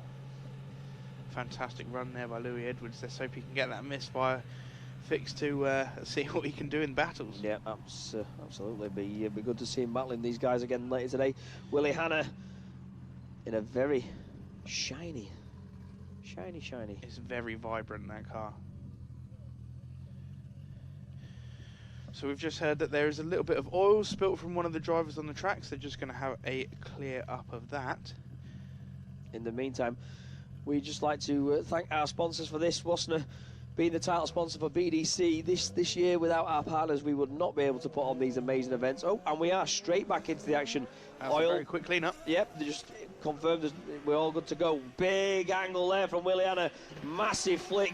Slightly shallow on 2 there, but wow, what a this first is entry. looking like a fantastic run so far. Left foot braking into clip 4. Exactly what the judges wanted to see. This is going to be a very high scoring run as long as he can hold it together and very nicely through clip 6. Puts the power down from clip 7. That engine just coming right on song out of the corner, and a massive smoke show as he comes over the line. That is going to be a high scoring run. Yep. I'm going to say it, 90s. Oh, wow. A big run there expected from Mike Walton, but it has all the right ingredients there put together for a fluid and a very good chaseable run there. Let's see what the judges think of that. Currently in 25th with an 83-point run. And 93.3. Wow, 4th place for Willie Hanna there. He's going to be very happy with that. Excellent driving there. Right, up now we have Nathan Chivers not getting any points on the board for the first run. Can he hold it together for the second run? Let's see what Nate's got to offer. Slight shallow flick there, but carries the speed. Lot of angle, massively out of position on clip 2.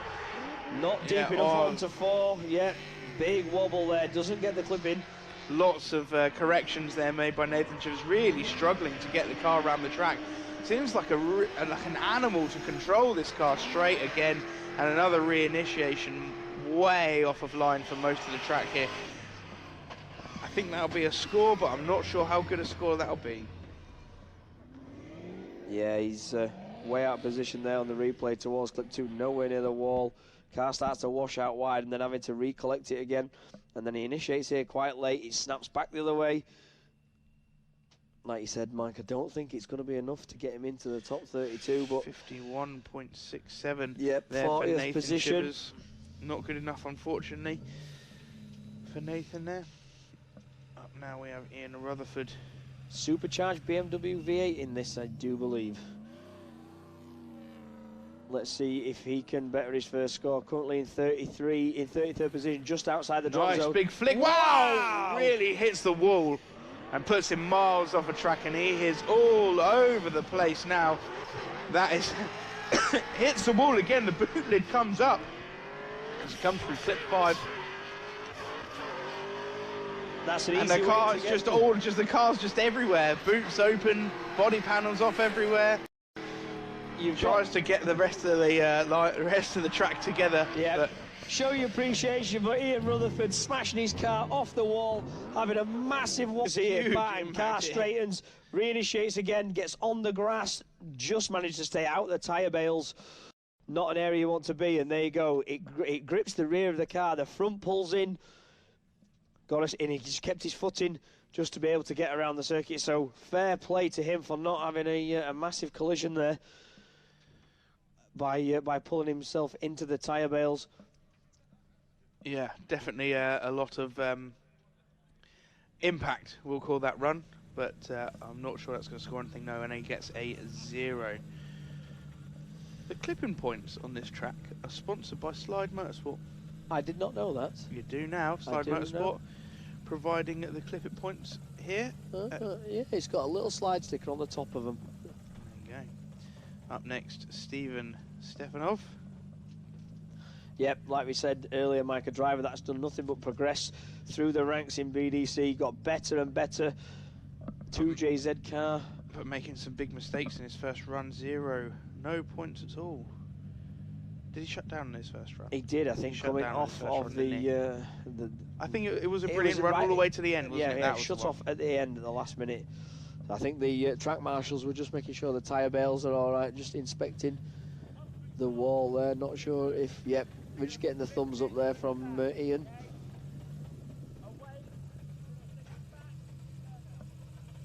as we've got Stefanoff on the line. So, like I was saying earlier, just going to go back to our title sponsors. Wassenaar being the title sponsor for this year. Matt at Wassenaar Pistons, thanks for getting on board and giving us opportunity to put on this fantastic show. And the drivers for their support, we've got obviously Funk Motorsport supplying the heat management, Slide Motorsport on board again for this year. Link ECU, which a lot of these drivers do use on their cars, you know, offering the services for ECU management. Gala Performance with their tent and garage equipment for the flooring and covering for pit and garage. Lucas Oils and Turbo Zentrum. Also, just to mention, early bird tickets are going to be on sale very, very soon through the BDC website for round 2 in Driftland in July. So if you get on there early, hopefully there'll be no COVID restrictions for limitations on numbers. We'll have to see what happens after later on towards the end of the month. We're just getting the telescopic. Well, my Tonka toy, my favourite toy. Yeah, that's your favourite. How many times have you driven that this weekend so far, Ben? A dozen, at least. I just sit in it and make the noises. So we're just straightening the wall up. Yeah, the impact there from Ian Rutherford, just popping it out of line. So just wanted to make sure that everything's safe for the next run. Earlier on, Michelle Westby caught up with David Goldstraw even, and I believe we're going to go and have a look at that. So David, rumour has it you've had a gearbox failure over the weekend. Has that now been resolved and you feeling comfortable, happy, or is there still issues? Yeah, I've got my spare box on. It was an unknown box, I'm not sure. It feels alright at the moment, but I'm just going to go out and do a few practice runs now. Fingers crossed it stays reliable, but I am pushing it, so I don't know, anything can happen at this point, but we'll see. I'll just try and push as hard as I can and see how we get on. How are you finding the track? Obviously, it is really fast, the fast entries, the concrete walls. I feel like they're really putting the pressures on the drivers this weekend. Are you feeling confident still, even with the issues? I'm feeling confident, yeah. I mean, it's just, you've just got to send it, like, the walls are there, yes, but you just got to get them out your mind and you just got to go full commitment. If you don't commit fully, then you can end up in a wall so fast, so you just have to go for it. That's the only way to do this track. And has there been many other changes to the car in the off-season ready for this year? Yeah, I've put some cams in the engine, so I'm still using the 3UZ. It's now 370 horsepower. I've got a lot more RPM to play with, but other than that, I've done things like rear mount radiator, but the rest of the stuff is just reliability things, you know, just upgrading parts to try and keep it bomb-proof as it's always been. So I haven't really changed the car that much, to be honest. So what sort of power are you running for the guys at home? 372 horsepower at the wheels now, so I've actually lost a little bit of torque, so I've lost that sort of V8 aspect of it, and now I've got a lot more RPM, but it's just a lot more usable now, so yeah. Perfect, well hopefully that means reliable, so best of luck for today and we'll hopefully see you later on. Thank you. So there you have it. David Goldstraw just running through all the changes that he's done to his car. So yeah, quite a low-powered car he's got, David Goldstraw, but on now we are with Stefan Stefanov for his second run. No points in his first run, so he has it all to play for, but a fantastic start to this run, just like the second run. Can he hold it together all the way through? Lovely against the wall, a little bit of an over-rotation there. Can he hold it together through clip 5? He does just about manage to scrape it. And clip 6, lovely through clip 6, putting the hammer down now for clip 7 and round the final corner. Don't shut off. Nice finish. There we go, and done. Job done by Stefan Stefanov, and that was a fantastic run. Yep, a little bit of left foot braking there and onto that second clip as he came in just to settle the car again and just runs out wide there. Deep into one, just a tiny bit of over-rotation there, and he has to adjust the steering to keep him going around the corner, but he manages it, pulls it off, and let's see what the judges think.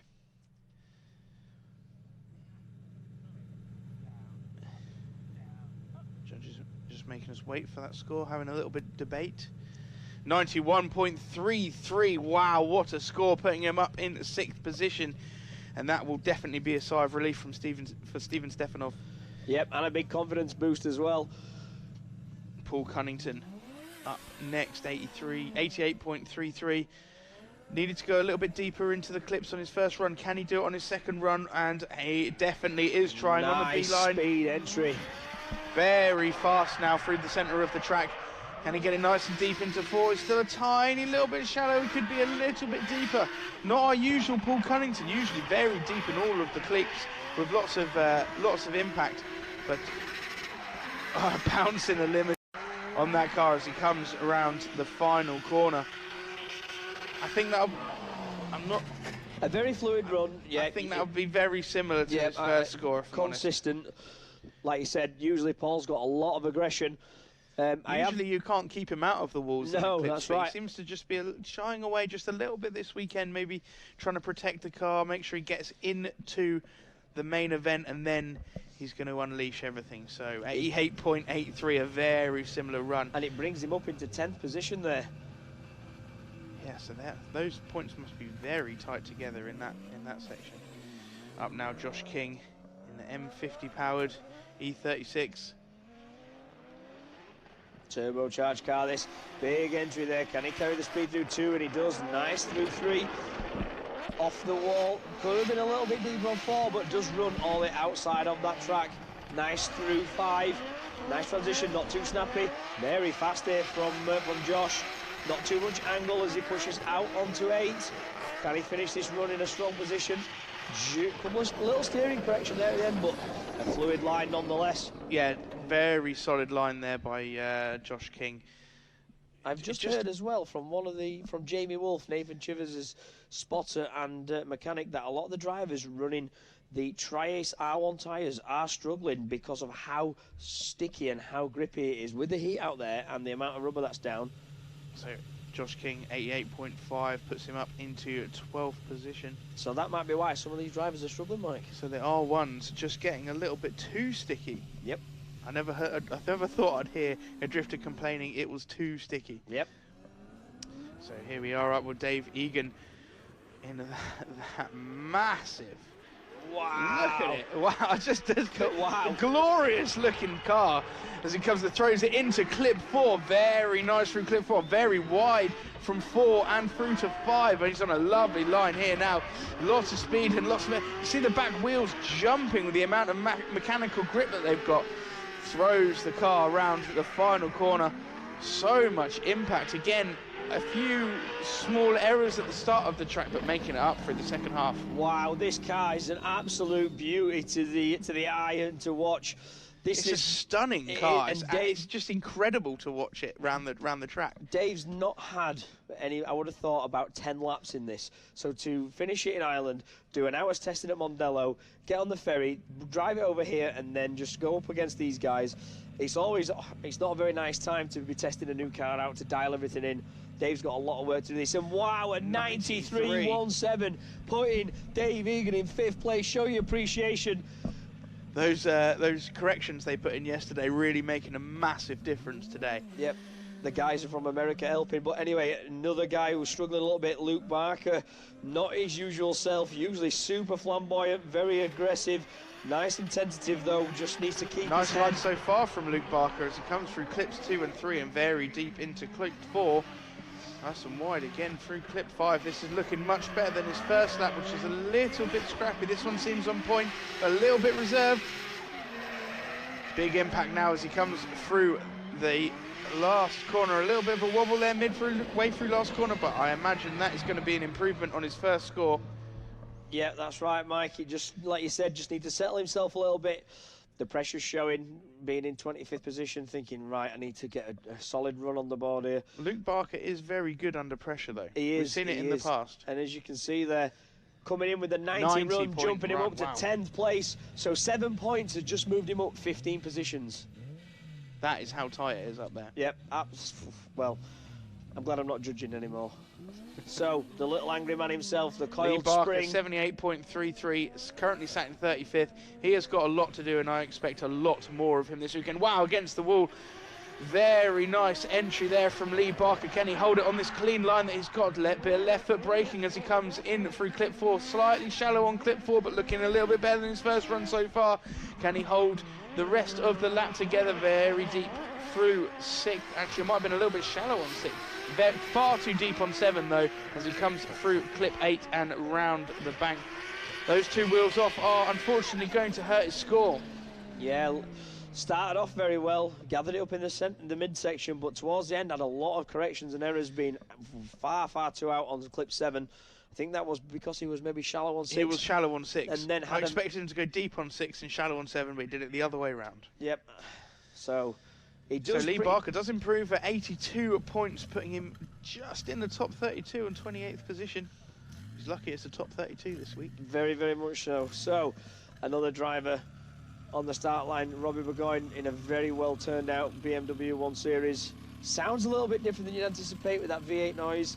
It's a lovely looking car. It's really well presented every single time they come out. It looks absolutely immaculate, and he's very proud of it, is Robbie. And Robbie flowing in, not afraid to throw it against the wall though as he enters in on a big straight and shuts the car down. Not sure what happened there, whether it was a bit of a steering issue or just flicks it in and the car grips up a bit. Maybe he's got too much pressures out these tyres and they've got too much grip in it. Yeah, so 0 points for that run for Robbie Oborgoyne.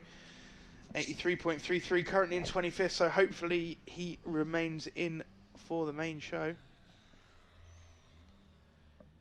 And next up we have, I'm not even going to try and say his name, I can't do it. Maciek Blazewski, or Magic Blaze Jet Ski as we like to call him. Magic Blazing Jet Ski. 76 points on his first run, currently at 37. Can he make some improvement? It looks like he's definitely going to try. Comes onto the wall nice and early and very deep into 4. Just about keeping the wheels on the concrete there as he transitions through clips 5 and 6, puts the power down for 7. This is looking like a very nice run from Magic here. Yeah, amazing there as he comes through the first section of the track, carried a lot of speed, like you were saying, nearly falls off the track on clip 4 there, just manages to keep it on, and a very, very high impact, fluid run. I really like this. This is a very solid. Yeah, this is a really good run. I'm interested to see what it is. Are you going to have a prediction for me? Low 90s. Low 90s. I'm going to go for an 80, very late 80s. 84.5. I expected slightly higher than that, if I'm honest with you. But there we go. We are not the judges. We are merely the commentators. Yep, Up next, we have Ollie Silcock in. It is one of the prettiest cars out on circuit. It's gorgeous car, that. And he's building a new one, but we're not going to tell you what it is. So, wow, big entry there, big angle, lots of speed through clip 2. Transitioned way too early there, right in the wrong position for clip 2, which has really messed him up. Yep. For the rest of the track, hitting the wall early and coming away early. And that's throwing away loads of points, Ben. Yeah, missed that clip 4 by quite a car width. And he's right on the drop zone in 31st position. Let's hope he can better his first run score of an 81.6. I think that was too big a mistake after entry. Let's have a look. So he initiates very nicely, but tries to make the transition when he should still be on that same rotation. Yep. Makes the transition way too early and finds himself in the middle of the track just before clip 4 and completely missing clip 4. I'm not sure he's going to be 81.67, so he currently sat 31st. 80 points for a second run, so he doesn't improve and remains in 31st position. Let's hope he stays in there. Next up, Adam Simmons. And this is Z4. You don't see Z4s very often, do you? Nope, and he's got 2, just to be safe. Isn't one a Z3? Yes, my apologies, it's his spare car. But nice there onto that wall. Very nice angle entry. as well on through clips 2. Just scrubbing the speed. Nice, gets into that B zone there on 4. Nice and fluid, not too snappy for a short, but what you think is a short car. Big impact, little clutch kick coming out of the second hairpin. Big angle there and smoke through clip 8. Just look how fluid. No current, just all the power. Very fluid. Yeah, very fluid run. Could be deeper into a few of the clipping points, but I imagine it's very scary because you are sat right on the back axle of that car, so you could reach out and touch the clipping points from where you're driving it. I'm sure you could feel it waft across the back of your hair. If he had any hair. If he had any hair. Uncle Fester there on an 88.67, currently sat in 13th. But nice on that, yes, and he does. He moves up to 11th place with an 89.5. So the judges really liking the smoothness of that run from Adam Simmons. Up now, the wild man, Stu Jones. Can he hold it together? It was far too wild in his first run. Lost a lot of points, only has 61 points and currently sat in 39th position. He's going to have to try a lot harder than that on his run. Can he hold it together? It looks like he's going to go wild anyway with a massive flick, but slightly off of the wall on clip 1. Much better line here through clip 2 and clip 3 as he comes into the wall, holds it on the track. A little bit shallow, not quite on the outside line through the first hairpin. Getting it back together. Can he keep on through 6? Does keep it on through 6. Just puts foot to floor. This 1UZ Turbo absolutely flying on South Bank there on that last corner. Little correction, not much, but a much better solid run there from Stu. Yeah, really pulling it together for his second run. He sat down and gone, right, I know I can be mad. Everyone knows I can be mad. I just need to get a lap together, and that's what he did today. Yeah, needs to turn it down from 11 down to 8 just so he can get himself in. His first run was a 61, so out the near top 32, but can he better that and get himself up into the battles later today? 81.17 puts him just scraping in 32nd position. That's Let's hope he can hold on to it. I miss Vaskelis. The Lithuanian lunatic. In his own car. He hasn't broken his car, has he, Ben? Nope. Has he, Mike? Look at that entry. Wow, lots of speed. Left foot braking, under power into clip 2 there. And just dialing dialing the angle back in again. But look at the impact of this, Mike. The smoke, the noise, even the drone there trying to keep up as he powers out that last corner through Power Alley. Beautiful on clip 8 there. Look at that smoke up to the wing mirrors. Another correction over the line. Not sure if it's as big of an impact as his first run with that correction. Another spectacular run by Amirs Vaskelis here, but a couple of tiny little extra inputs that he didn't have to put in on his first run might just harm him just a little bit. Could have been closer to the wall there on clip 4. I'm not sure his score's going to improve, but he is already in 2nd position, so I don't think he's going to worry too much about it. Judges' scores just getting collated. We'll be dropping in. 91.83. Vaskelis stays in the same position. And up next we have Julie Robinson. Yep, Julie Robinson has borrowed Matt Walker's car, the recovery car. Sounds like the bottom end has gone on her. Wow, and just clipping the cone there, trying to get out the gate as quick as possible. This is only the 2nd time Julie has driven this car. Julie's trying to make a bit of a bigger impact now than her first run. This is looking a little bit more exciting. Still missing clip 4 though, unfortunately, as she comes through clip 5. A late transition. There's a lot more smoke on this run than there was on the first run, Ben. Yep, Julie runs one of the slightly lower powered R32s, but obviously she's borrowed this car, 2nd time driving it, and she's loving it. Arm out the window, giving everyone the wave, putting on a show for everybody here today. I think she had a lot more fun on that run. Absolutely, yeah. It's always very difficult to borrow somebody else's car. You've got the back of your mind that if you break it, you've got to pay for it. If anything goes wrong, you're not used to it. So top respect there, and a lot of props to Julie jumping in a borrowed car.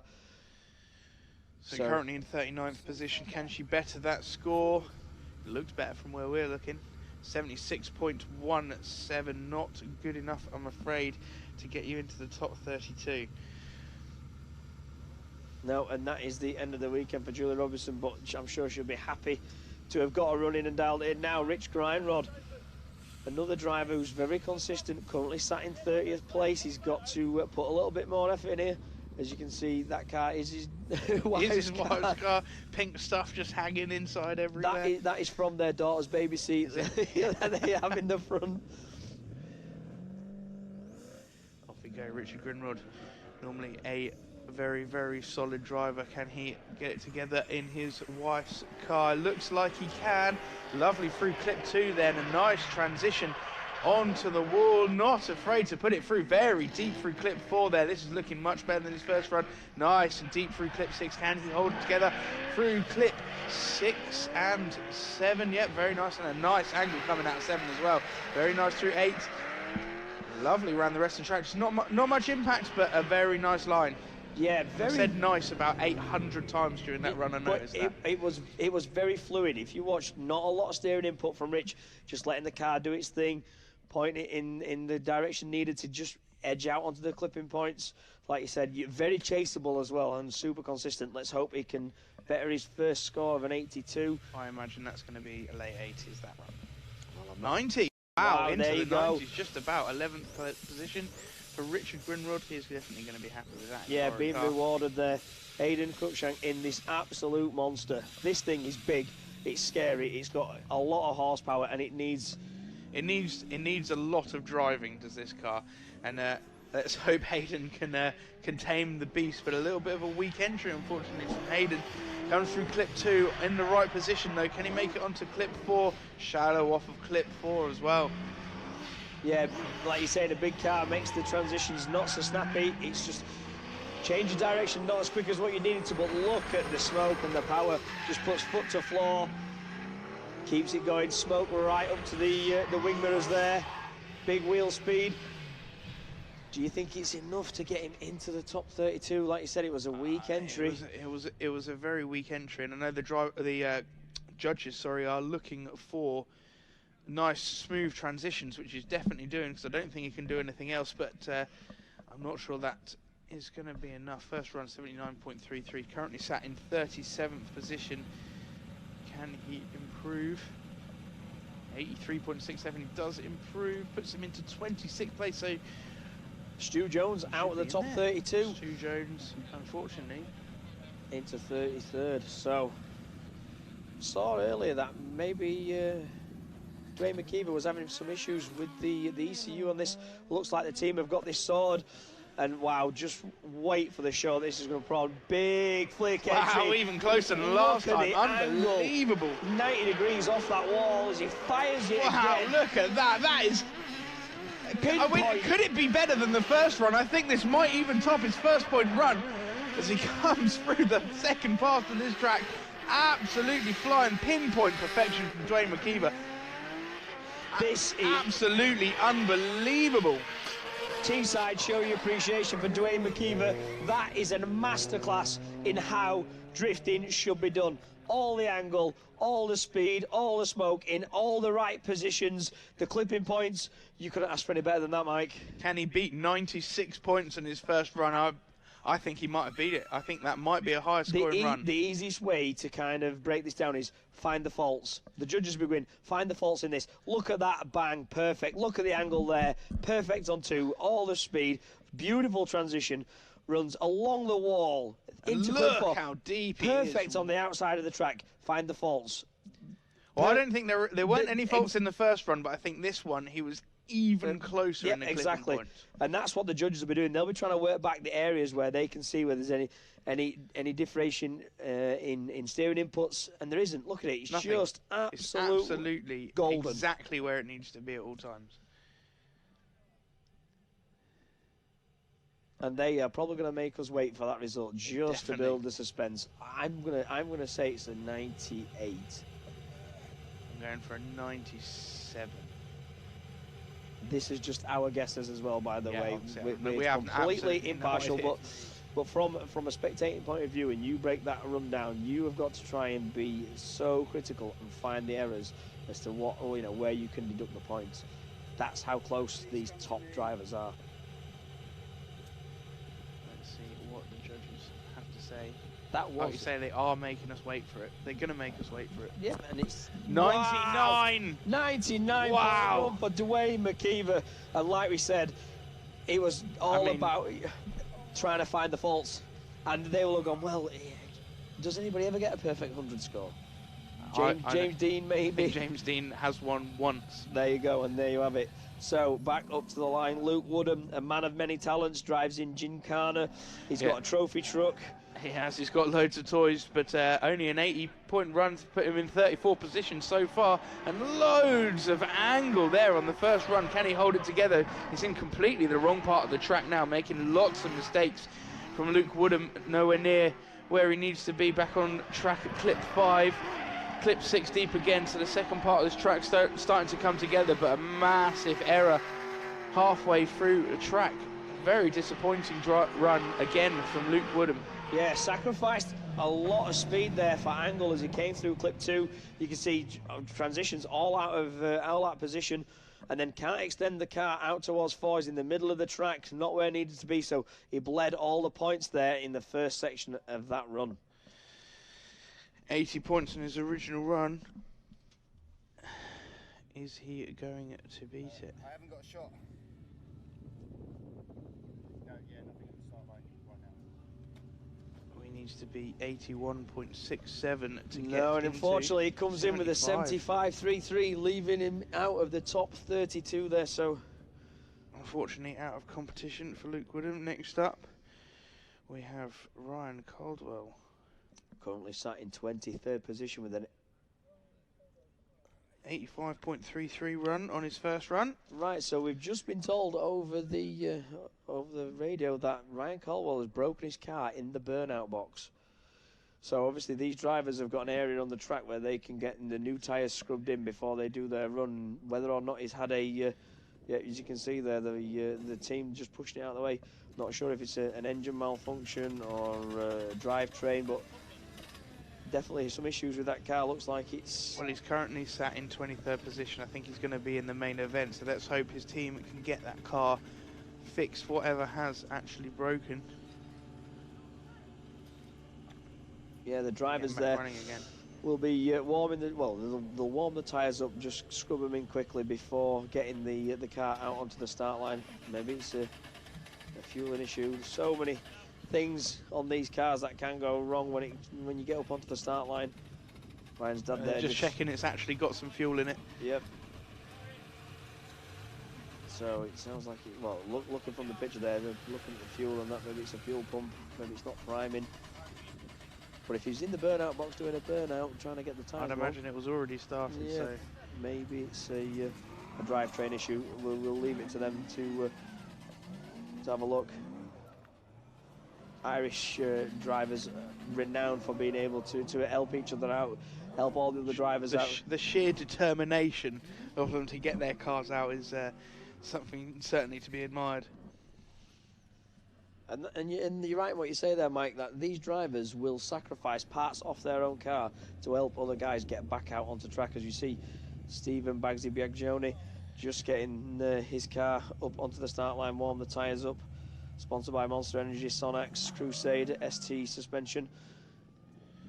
Yeah, so Bagsy needing to improve on his first score. He's currently sat in 30th position, so just about in there. Nice, wild entry from Steve Biaggioni.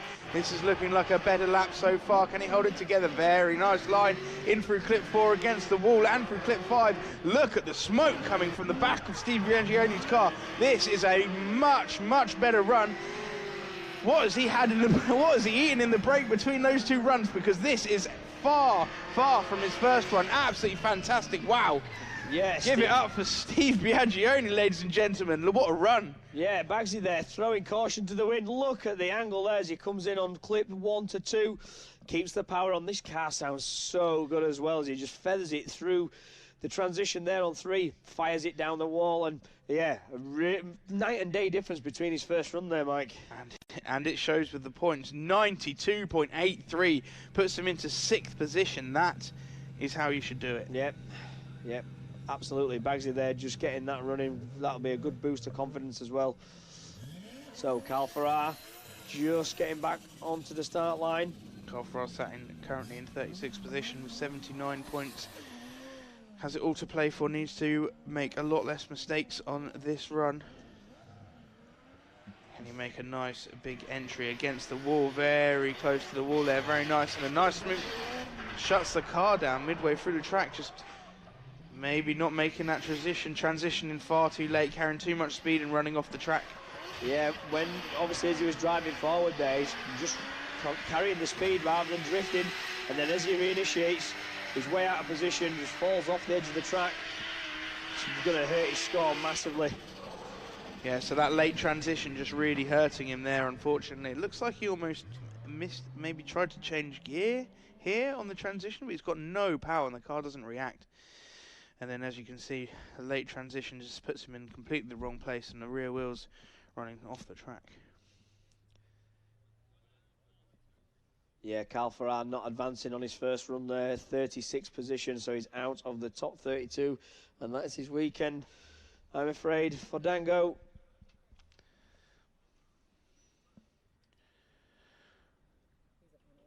So here we go. That's the end of our qualifying for Pro 2. Here are the final results. Yeah, Stu Jones and Luke Woodham, they're just getting edged out on that top 32. So Oliver Silcock, Lee Barker making the show. Scott Carthage got a lot to do with that car to make it right for battles. Stu Egdal, yesterday's Pro 2 driver, making it in. Yep. Scott Cartledge just about making it in on the top 30 as well. Lots of people in the relegation are down the bottom though. David Goldstraw in 23rd position, just about on 85.67. Who else? We've got Charlie Hume in that little S13, SR20 powered S13 in 17th position. Luke Barker, 11th position, managed to pull a 90-point run out on his second run. Yeah, Danny Maguire there, one of yesterday's Pro 2 drivers, making it into the top 10, along with Dan Tyler, sat in third place, yesterday's first place winner, making it into the top 3. So a very, very great grid of top 10 drivers here, Mike. There's going to be some amazing battles later today. Yep, so we're going to take a short break now and tune back in at 2 o'clock.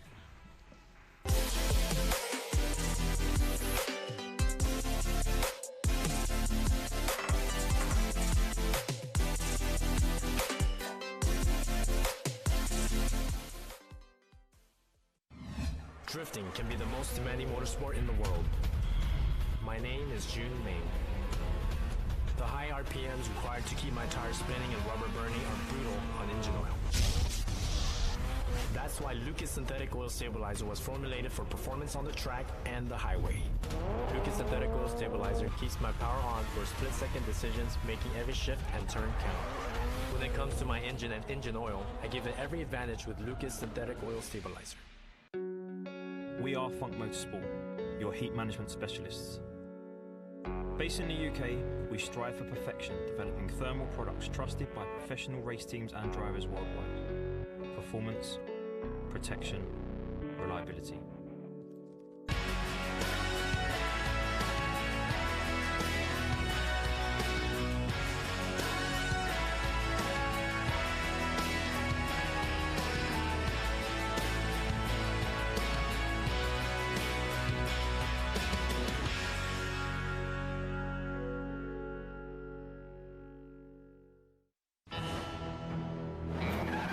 As a professional drifter, my results depend on numbers.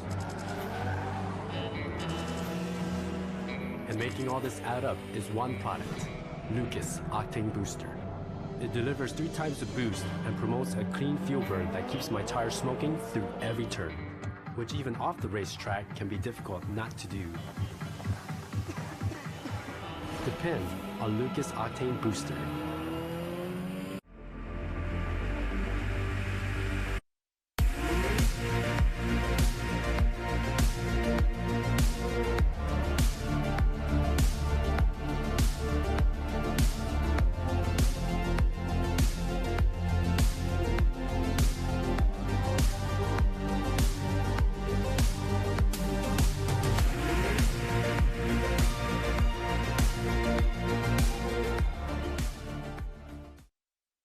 Sports.